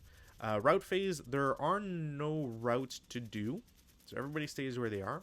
We go to advance phase, and now I want to take advantage of my units here, so I'm going to go full on berserker here and try to rush down this squad in H4. Additionally, The units in K9, I'm going to have one of them go to L8. This is specifically to split them up so I don't suffer 2 shots versus the same stack and potentially lose both. Or have both break or whatever. So yeah, that is it for advances. We go to close combat phase. I'm going to do the armored car first because it's more interesting at the moment anyways. We've already done it before. It is a 5 for the squad, and it is a +1 or 6 for having the leader. Unfortunately, I'm 1 off, which won't affect the armored car. And then the armored car itself will be 4 to 5, which unfortunately, if you're not at the exact ratio, you get punished. So it is a 1 to 2, which, boy, if that was a 1 to 1, that would have had an effect, and it doesn't. So that stays a melee. Yeah, bayonets. At them with bayonets, for sure. Once it gets melee, that's where it's really bloody. Because nobody gets to move, nobody gets to do anything. You're just stuck. So in H4, we do have to check for ambush. So the Slovakians first, they rolled a 2, really good.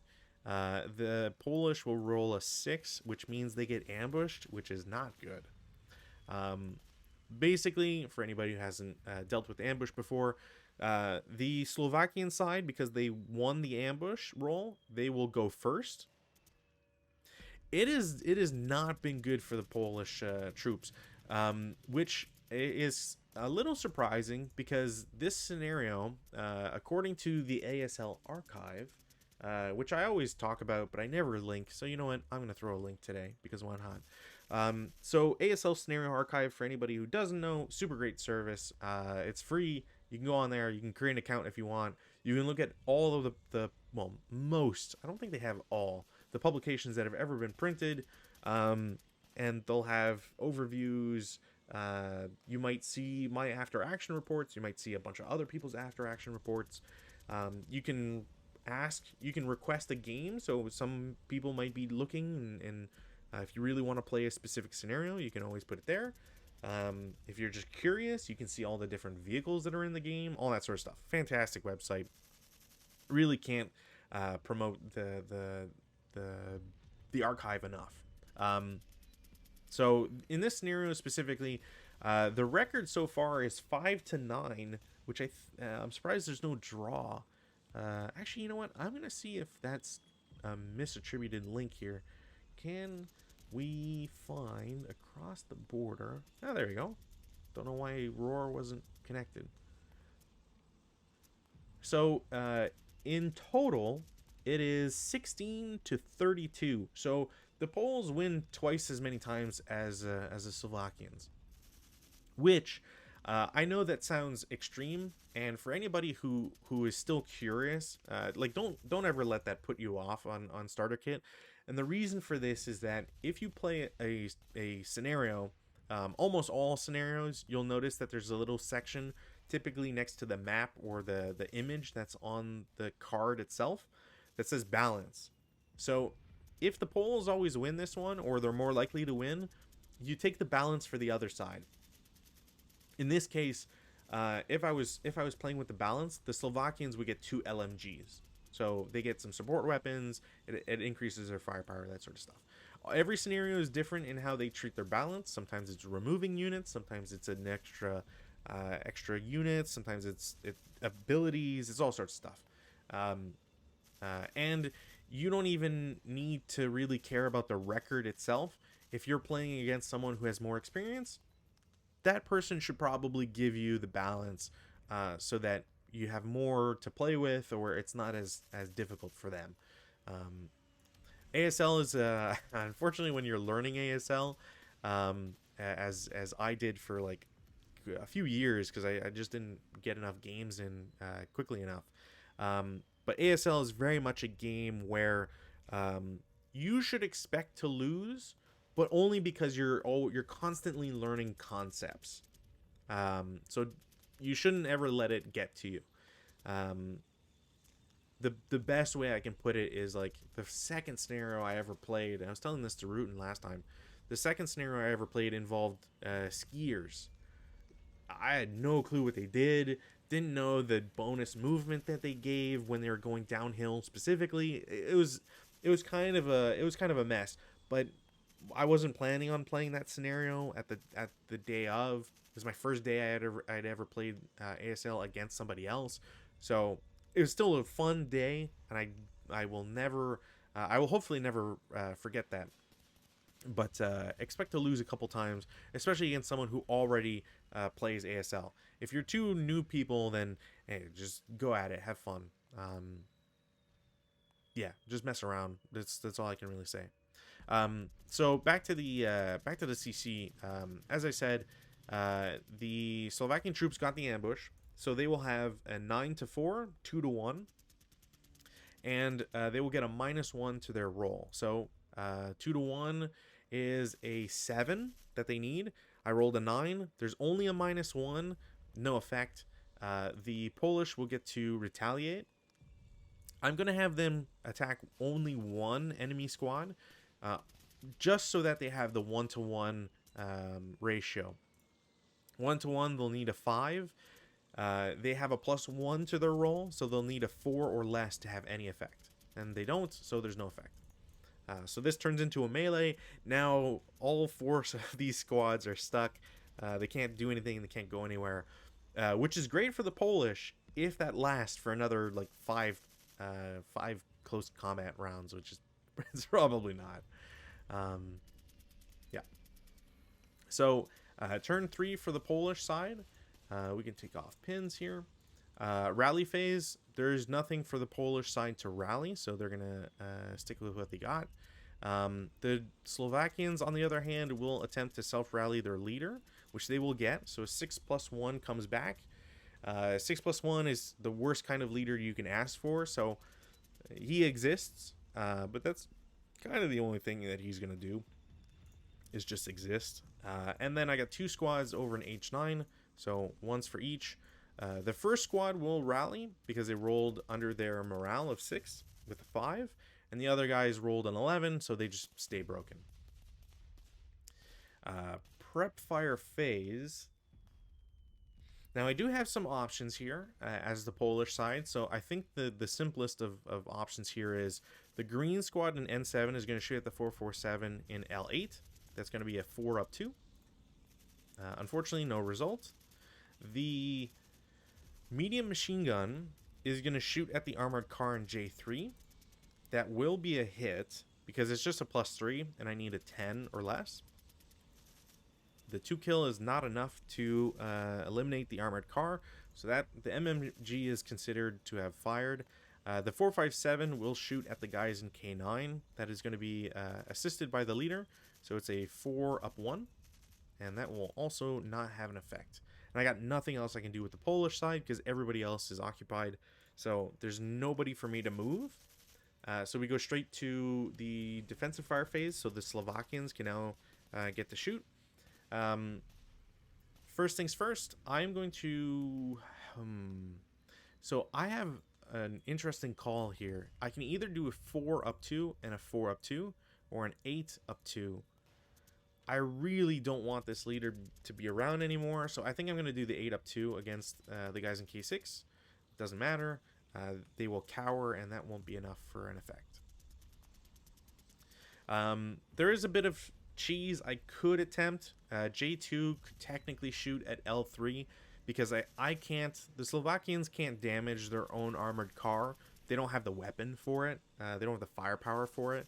But I would be able to affect the Polish infantry. But especially for a starter kit scenario, I don't feel comfortable doing that, and I don't really like shooting at my own troops. So I'm not going to this time around. Advanced fire phase. The Polish don't have anybody to advance fire with. Again, they're all occupied. There are no routes because nobody broke. And nobody is under DM. So this guy isn't under desperation morale, so he doesn't have to move. We go to the advance phase. None, really. I mean, I might move this guy, the guy in N7, back to M7. He's not threatened by the armored cars anymore, and it makes more sense to just watch the open ground hexes from M7. So I think I'll do that. But that's it. CC phase, we go back to the classic. Um, Whenever the odds are bad or low, this is what you typically see, is just melees that last for turn over turn over turn. And it can really mess with the strategy, so it's always fun for the chaos that's involved. So again, this is I need a 6 or less for the infantry to affect the armored car. That is not a good result.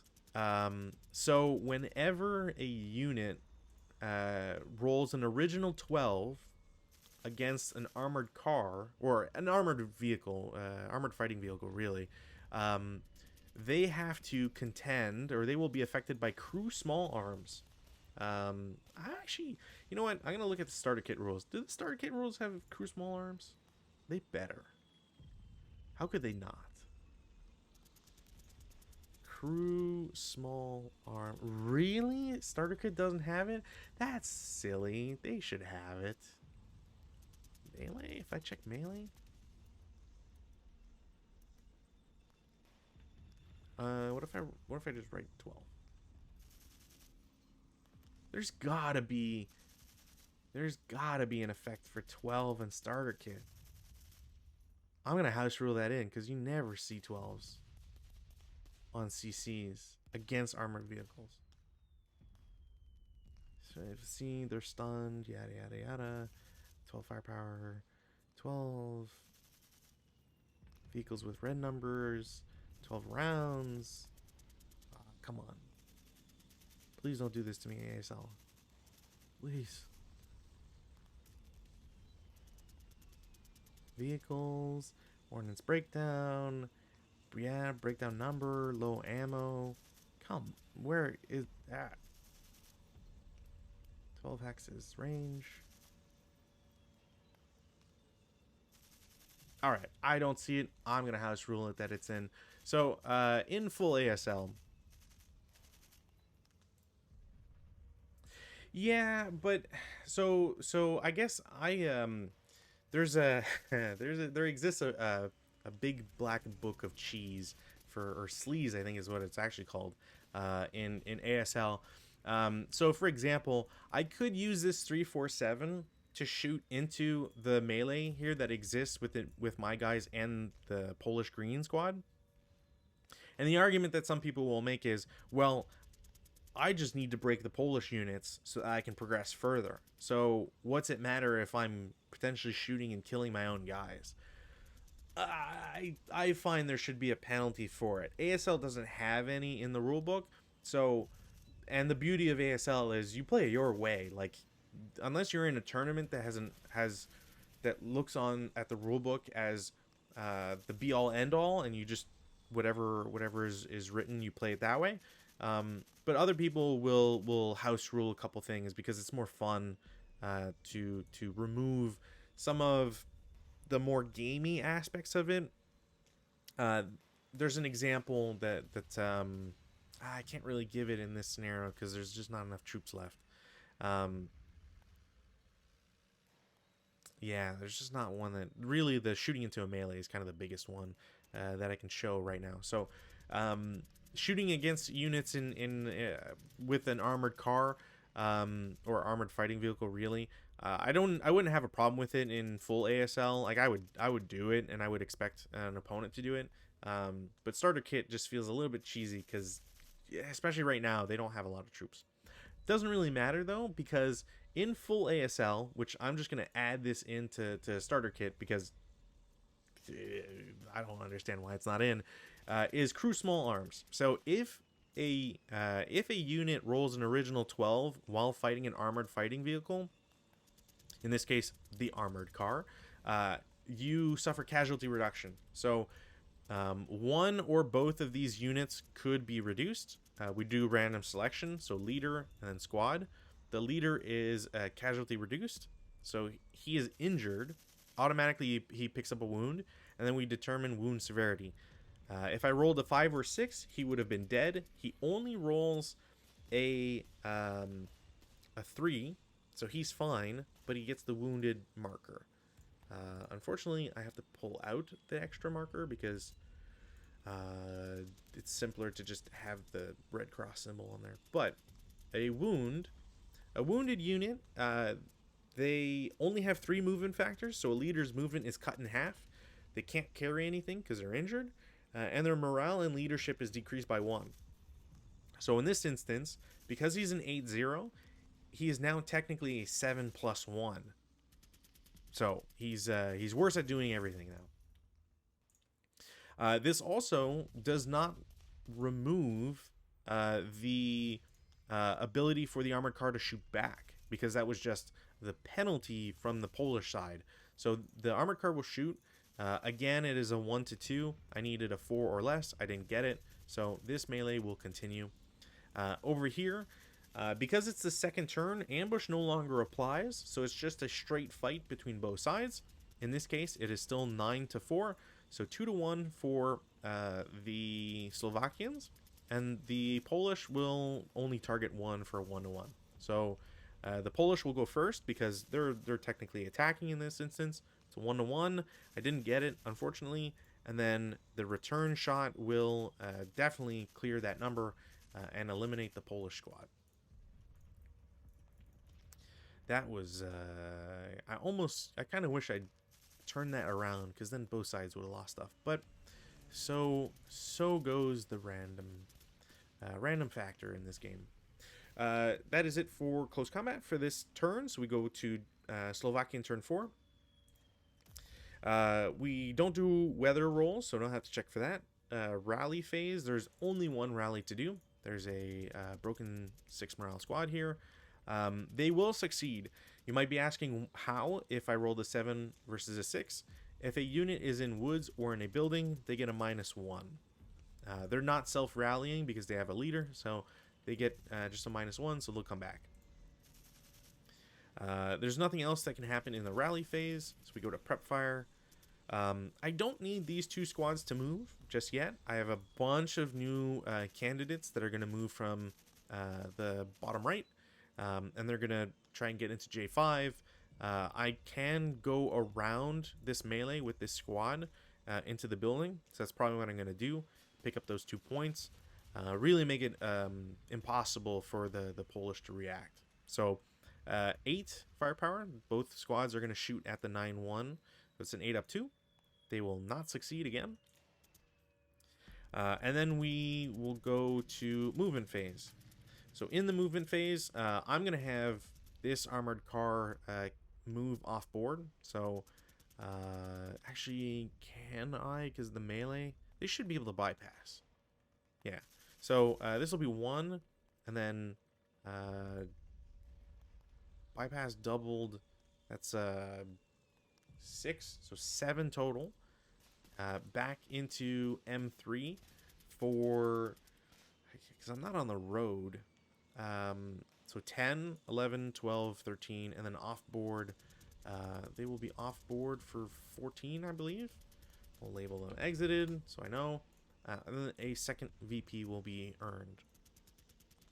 So here is where you really get to use the advantage of having a lot of units left over, because the Slovakians have barely lost anything. They've only lost 1 squad. This crew came from the armored car that got blown up. So they basically got everybody they started with. So how you get around the problem of a squad with an MMG, as an example, is, well, you get aggressive. One of the squads in H4 will go to I5 for 2. Nobody can shoot at them because they don't have line of sight, and these guys are busy. So they'll go continue into J5. I have a really tough call here to make with K6. I can shoot with everything. If I get a result, great. The residual is going to be the very powerful thing. And if I place residual, nobody else gets to... It'll be really hard for other units to get into this building hex, take advantage of its defensive properties. However, if I shoot with everything, I can't affect this unit as it tries to get into this victory building. Conversely, these units up here, I won't be able to affect them if they try to go around. And if this shot goes poorly, I don't affect this guy, and I still have to contend with at least 3 more squads. So I think the play here is I'm going to use the infantry squad with the leader. It'll be an 8 flat. 5 on 8, good.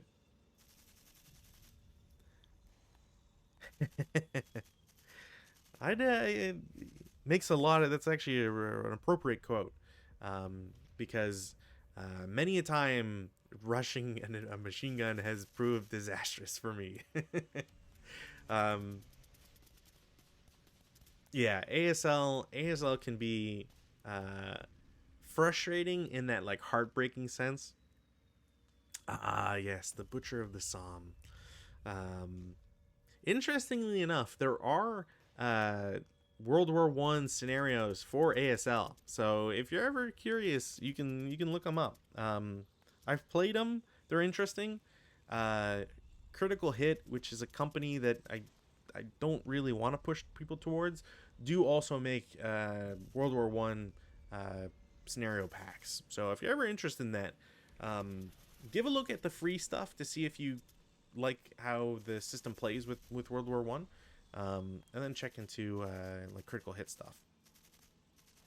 Uh, yeah, just I guess like warning, Critical Hit is kind of hit or miss on their quality, so I don't want to be too rude towards them. And I've said this time and time again.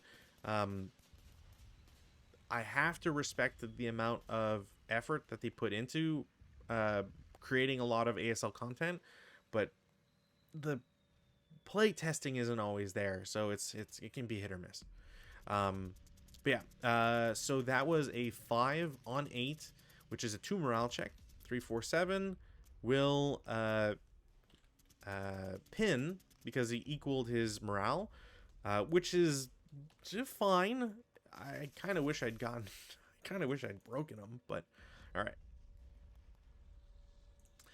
That is very true, Piney. Is very very true. Um, yes.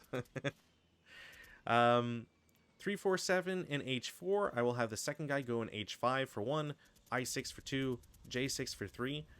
I feel like I have to keep shooting because their life is on the line here. So the 457 with the leader is going to subsequent.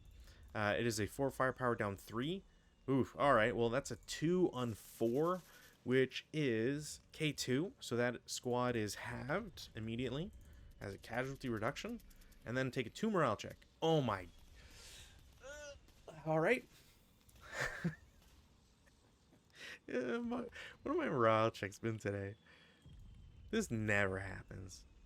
How was my average 5.43 on 21 rolls? I've only rolled twice above 7. That is impressive. Uh, uh, ASL is a land of contrast, and it is okay to be frustrated at dice, whether they are good or bad for you. All right. Third squad out of all this will go to I4 for 2, J4 for 3, K5 for 4. Man, I did subsequent, so I can't use the MMG. Do I final protective? I don't think I need to. No, I'm going to risk it and not shoot because I don't think I need to do it. Although that's probably going to bite me in the ass immediately. 347 and G4 is going to go to G5 for 1, H5 for 2, I6 for 3, and into J6 for 4. They're going to take a 2 down 2 shot. Okay, yep, that's where that hurts. That is a 1 KIA, so these guys just get evaporated. And that's where the risk of moving through residual can bite you in the ass, even if it's just 2 firepower. Dang. All right. The 347 and J2 is going to go to K2 for 1, L2 for 3 total, so 2, 3, and then 4 into M4, or sorry, M3. The leader in F2 is going to use his 6 movement to go 1, 2, 3, 4, 5. Actually, you know what? 5, 6 into K4. I don't need to, but he exists, and I might as well use him. And then the stack in H9. How do I want to do this?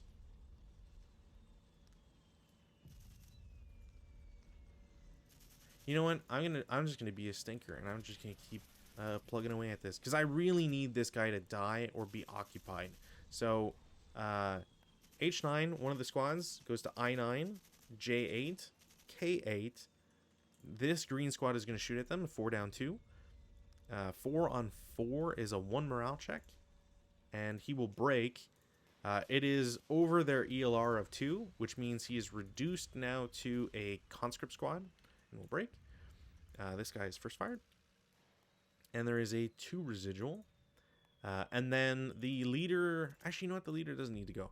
The other 347 goes mostly the same route. H8, I8 for 2, J7 for 3, K7 for 4. The conscripts in an M7 will shoot again. It's 2 firepower down 2. All right, well, you know how sometimes you're confident and you're like, I just got to make these moves. It'll be great. This is another 1 on 2, which is another squad that just vaporized and will disappear off the map. The 8-0 and H9 will go to I10, J9 for 2, and then K9 for 4. I'm moving him here so that when this unit routes, I can attempt to rally them immediately. Yeah, all right. Well, that went poorly. For anybody who's curious, this is also why I like having this setup here where I show all the losses.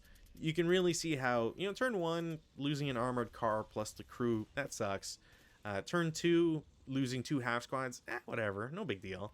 The Polish side, on the other hand, losing 2 squads and an anti-tank rifle, that's painful. That's a third of their unit. Another squad in turn 3, sucks. Turn 4, 2.5 squads for the Slovakians. Things are not going well. And this is actually going to be exacerbated a little bit as we get into advances and stuff. So that's it for the movement. Everybody's moved. There's nothing else I can do. Defensive fire phase, there's nothing that the Polish side can do anymore. They've already shot everything they can. We'll go to advanced fire phase. And here is where I kind of have to take the risk because I have no other option here. So, because I do not want to throw a 137 and 347 against these guys, because not only is it not going to be 1-to-1 because this pin guy can't move in, but the 9-1 leader is going to have an advantage with the -1 no matter what. So I don't want to throw him in just yet, which means I have to bring him back as an example in advanced phase, which kind of ruins the movement here for this turn. But I'm still going to try an advanced fire phase with everybody adjacent from the K6 group. So it's going to be 3 firepower plus 1, 4, and then this 3 that is halved. So it's a 4.5 up 2. I play with the IIFT, which is a little bit more complex, but honestly, it's just for better, it's more in-depth results. So 4.5 up 2. Wow, okay. Well, 6 on 4.5 is a normal morale check. Leader first. Leader's fine. Squad is fine. All right, well, to be expected today. Is there any other advanced fires I can do? Not really. So we'll go to the route phase. As I said, K8 has to go to its nearest location without getting closer. So he's going to go back to K9 because that's a legal option. That's it for routes. We'll go to advances. The 347 and M3 will grab the building in M4. Since there's no other there's no Polish units in the building, automatically the Slovakians get control and will get 2 points for it. The 137 I don't want to throw him into CC. And I want to avoid stacking him with the 347 just so I don't lose both. So I think the plan here is going to be, I'm going to retreat him to I7. So he's not under threat by M7. And at least in the next turn, I'll be able to move him in. And hopefully won't have that much of a problem. 347, same idea. I'm going to have him go back to K4 for some security. The 447 and L8 is going to go to M9. And the guy in K9 is going to go to L8. Because next turn, I need to push this building. If I don't if I don't gain control of either of these buildings, Slovakians lose. Period.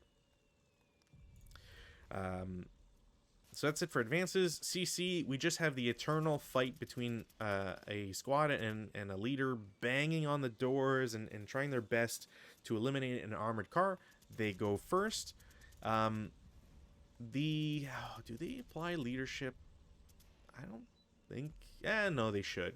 So an injured leader will have a +1 added to their modifier. So in this case, it's an 8-0, so it's a 7-1. If the 9-1 was injured, he would become an 8-0. Essentially, is how to look at it. So they need to roll a 5 for an effect. Technically, it would be 6 with the leader, but he adds a +1, so you need a 5 or less. Dang, I kind of wish I didn't have to worry about leadership, but that's the name of the game. The armored car will shoot back. It's a 1-2. We've done this a bunch of times. No effect. They're stuck in a melee. And that will be it for turn 4 for the Slovakian side. We go to the Polish side. Thank you. The pin will come off. And we will continue. No weather. Rally phase. There's one rally to do. Broken Slovakian unit. I really can't affect this other than if I roll Snake Eyes. So, didn't get it. The DM will come off. And I will hopefully get to rally him next turn. Because if I don't, then that squad's useless to me. And I'm going to have to just abandon him. So prep fire phase. I can't risk this guy surviving. So I have to... I'm going to make the hard decision by shooting the green squad in M7 first against L8. I could choose M9. It's the same idea. Same unit, same everything. So it's a 4-up-2. 8-on-4 is not a positive result. And then K6, I either blast away with against one guy or I split. And I think I need to blast away here. So squad plus MMG, 8 firepower, doubled for being adjacent. So it's a 16. Leaders providing a -1. Building is providing a +2. So it's 16 up 1. That is a 9 on 16. I don't cower because I had a leader help me out. 9 on 16 is a 1 morale check, and they will break. They don't ELR because they didn't exceed their morale check by more than 2. So they are flipped. I also did not get rate of fire, so I don't get to shoot with the medium machine gun again. That's it. They're just done. Movement. There is no movement because everybody is either shot or is stuck in melee. Defensive fire phase, the Slovakians will try to get something back here. The 347 is going to do a 3-up-3. Nope. Didn't really expect that one to succeed. I have an 8-up-2 against the green squad. No, I wish I'd done that backwards. And I don't really have anything else I can do. I can do a 3-up-4 or no 3-up-3. Yeah, sure, why not? 3-up-3. No. This guy really can't. He's not going to be able to do anything, so that's fine. I don't have any other shots. All right. Advanced fire phase, same as before. Nobody can shoot. Everybody's moved and whatnot. Routes. There is now one new route. It's not really going to matter all that much, but the squad in J5 is going to move to I5. It's the legal move that they have to make. We go to advance phase. I don't really need to advance anybody. There's no value in moving K6 to J5.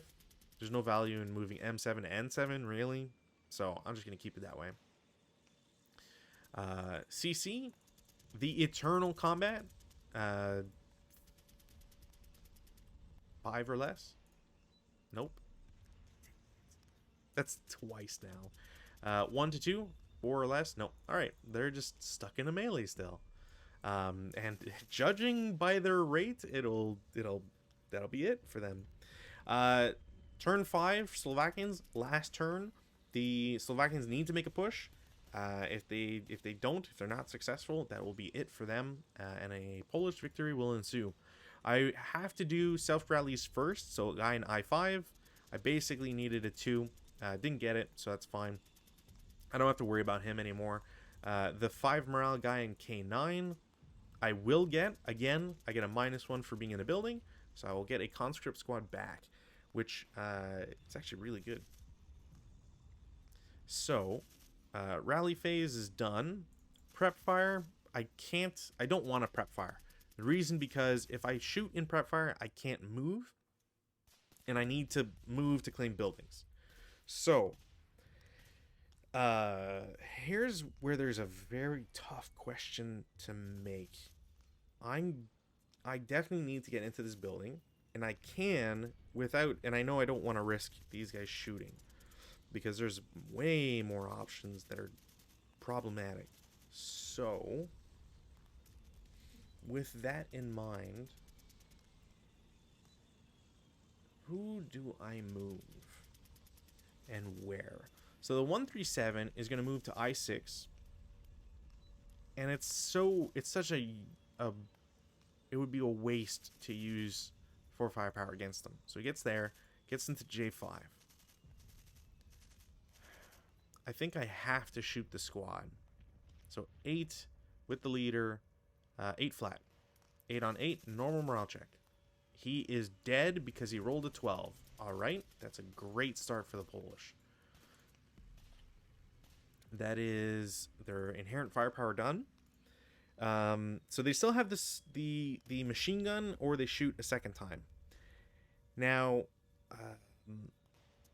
here's where the real problem lies. I'm going to... because the Polish can't take back this building now, which is fine.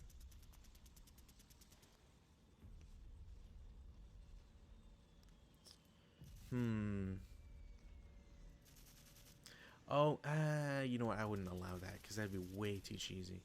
Okay, so this conscript squad is conscripts. They suck. So 1 into K8, 2 into L7.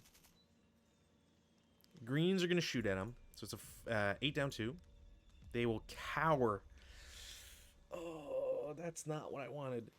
So a unit that cowers has their firepower reduced. We've already experienced it.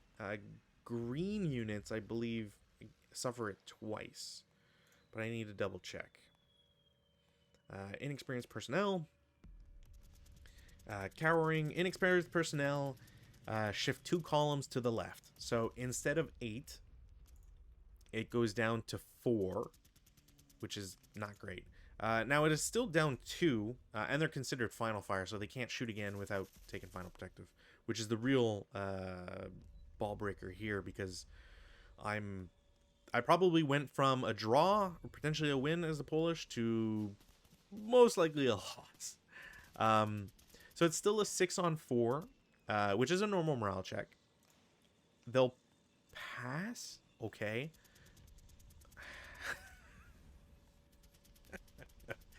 That's not supposed to happen. So they'll pass, and there is a 2 residual now. I say this because 6 morale, you really shouldn't be passing those as frequently as I have today. But it's a real big problem because now everybody else, all 4 other squads can make it to this building, and it's going to take a lot to prevent them from gaining it. So I'm just going to do this instead. K4, so the 347 squad goes to K5 for 1, goes to L5 for 2, and then M6 for 3. The green squad, I don't want to do the green squad first. Do I want to try with... I can't do that either because of the area of covered arc. Yeah, okay. I'm going to regret this. Green squad, final protective fire, 4 down 2. Damn it. No! No! So that is game right there. I say this because on an IFT that's cowering, we just saw it, no big deal. However, because a final protective fire IFT shot counts as a morale check against the unit that shoots, that becomes a casualty reduction. So This guy becomes a half squad. Can't. Well, I'm not gonna worry about ELR and breaks, which means uh, there's now nobody to protect this building. So as long as someone survives and makes it inside, then it's over. So M4, I'll speed run this basically at this point. 1, 2, 3, 4 into N6. 447 and L8 will assault move to M8. I was waiting on this to do the machine gun shot. So the medium machine gun will shoot 4 down 2. Nope. So that's their shot, and that's basically it. Because now squad in M9, it was a -1, whatever. 1, 2, 3. I could just be a dork and be like, well, the 6-1 goes to K5, L5, L6. Leader over here, 1, 2, 3, 4, 5, 6. Defensive fire, nobody else can shoot anymore. Advancing fire phase, I don't need to shoot. If I shot, and this was full ASL, there's a possibility that this guy might roll Snake Eyes, or a 2, essentially. If they roll 2, it's possible that they come back, and they might get better, or, you know, I don't want to do that. Because we're going to essentially experience failure to route. So, advanced fire phase, done. I don't want to shoot, like I said. We go to routes. So, in the route phase, this unit cannot move anywhere. There's nowhere for it to go. There might be a technicality where I could capture them, and they become prisoners. Prisoners are represented by this 106 squad. But you can also choose in full ASL to refuse prisoners, so you're basically killing them. It doesn't really matter what happens because they would get exchanged. One of these squads would take possession of them, so they would, you know, be the handlers or whatever. And then in the advanced phase, well, I'm already in the building. There are no Polish troops in there anymore. I could return to this building in M5 if I wanted to make sure I was stuck there.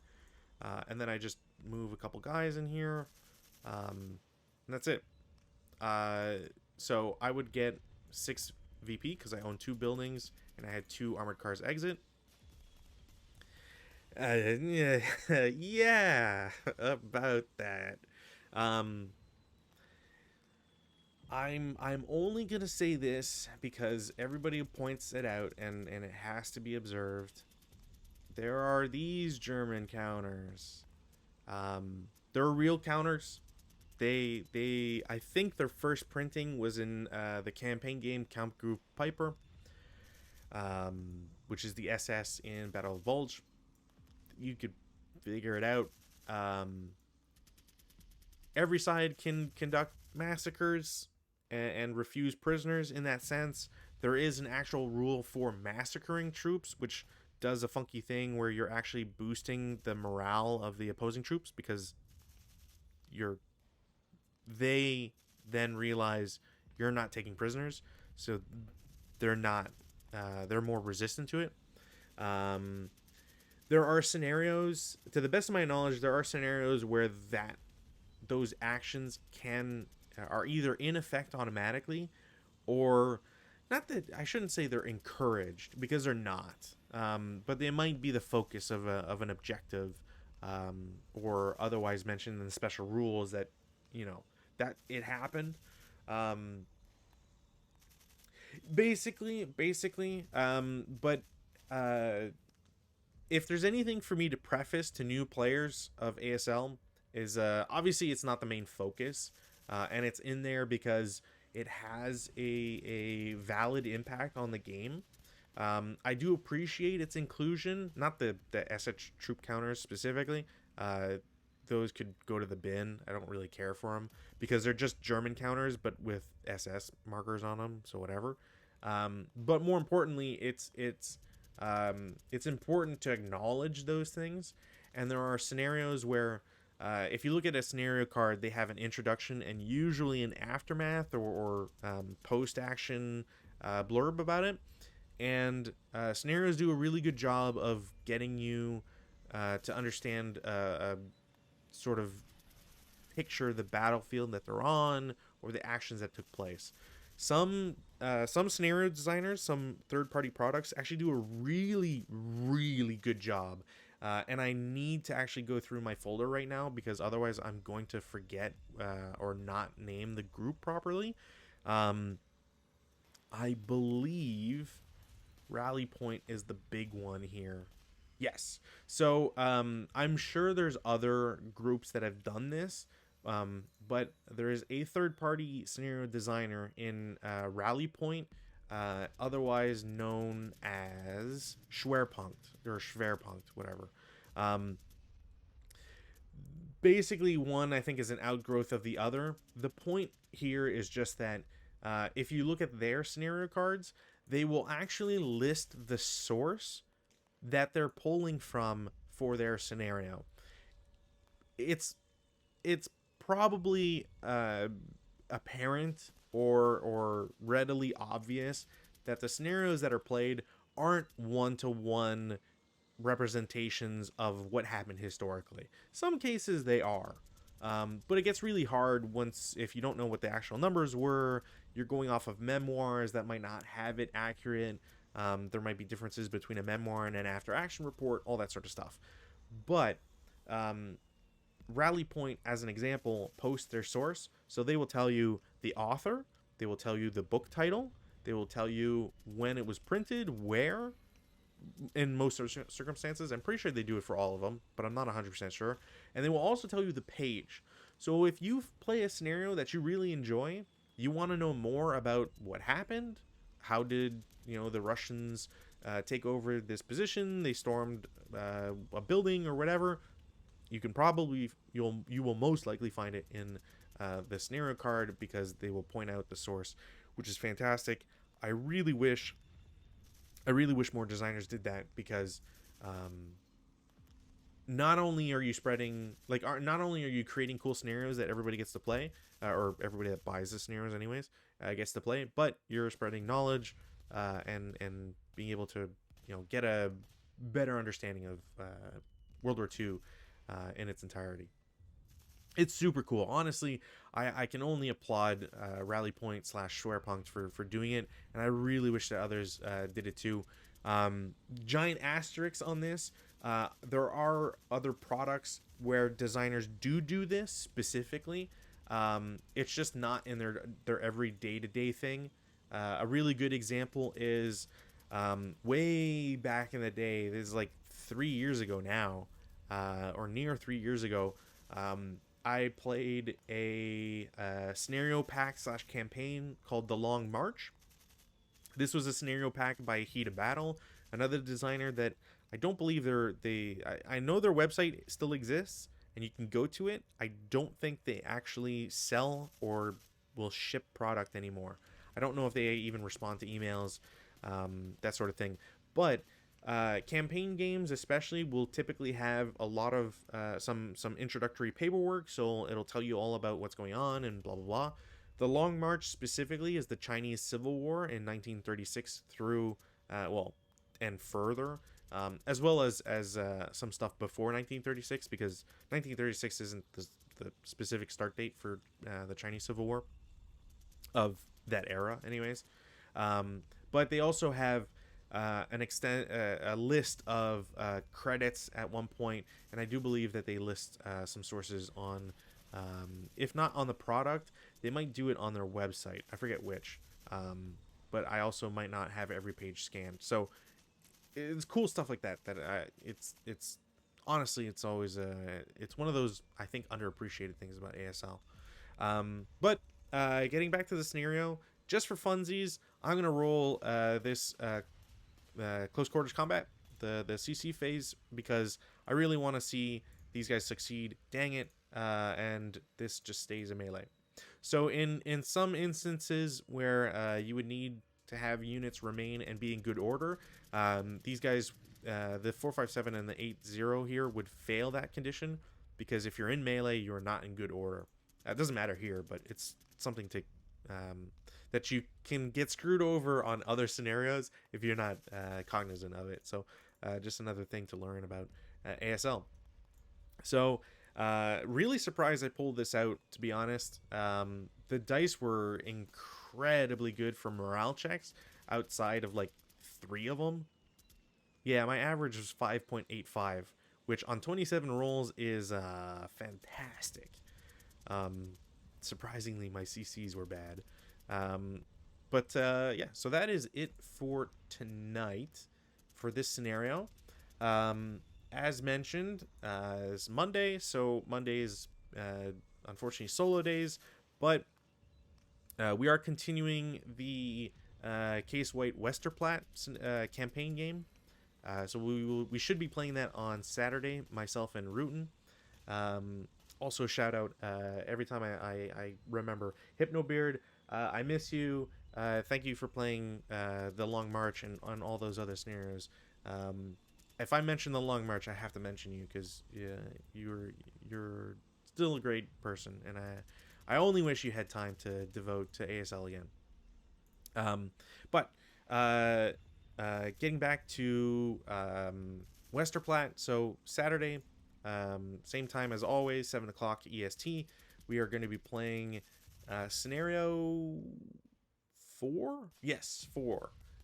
It is a night scenario, so it's going to be interesting. There's going to be some rafts crossing a canal, potentially more Polish troops suffering at German or Axis hands, and I hope to see everybody there. So I'm going to stick around and chat for a little bit, but I will end the stream.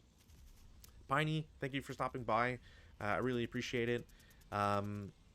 If you're ever looking for more ASL content, I will say before I end the stream, there are multiple people that produce videos on YouTube. I am one of them, of course. I try to save the VODs for all these playthroughs. I miss a couple every once in a while, which sucks, but whatever.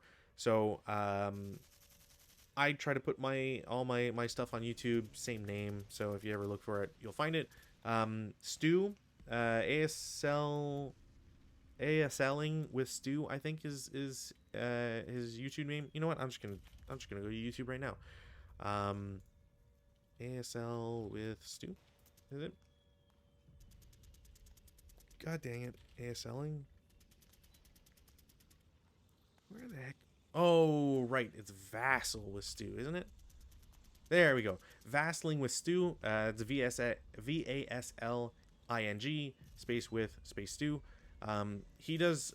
He actually runs a more beginner focused Discord. I don't have a link to it for reasons that I'm not going to go into. Great guy. He's got good content on YouTube. Whether it's looking at strategy or his own playthroughs that he does. I think he only streams on YouTube. So if you're more curious to go there, check him out. Same with everybody else. There's also Neil, I believe, Ulen. So that's Neil, Neal, Ulen, Ulen. He goes by the Advanced Squad Leader Academy. He does a lot of tutorial videos. I'm not sure if he does a lot more in terms of full scenario playthroughs, but Advanced Squad Leader Academy, a lot of people use it. So I haven't watched them, but I know other people do, and I figure that's enough for me to recommend it. And lastly, there is the Two Half Squads. They've run a podcast for the last 16, 18 years, a long time. They are one of the only ASL podcasts. They are a great duo. They have guests all the time. Their guests are fantastic. They've covered every topic I can possibly imagine. They're at episode 340, I believe. Massive respect to those guys. They've done a lot for the community, and just helping everybody out and being great guys. There's a lot of ASL tournaments or tournaments that include ASL. So go check those out as well. And I've already pointed to the ASL scenario archive, but if you go to the main page there is a podcast there, or a vodcast, I guess, with well, there's that audio that just showed up. Oh wow, their YouTube is just ASL Scenario Archive. They're called Illumination Rounds, which is it's clever. Anyways, check them all out. They're all great people. I hope to see you again. I hope to see people on Saturday. And until then, have a nice week. Bye.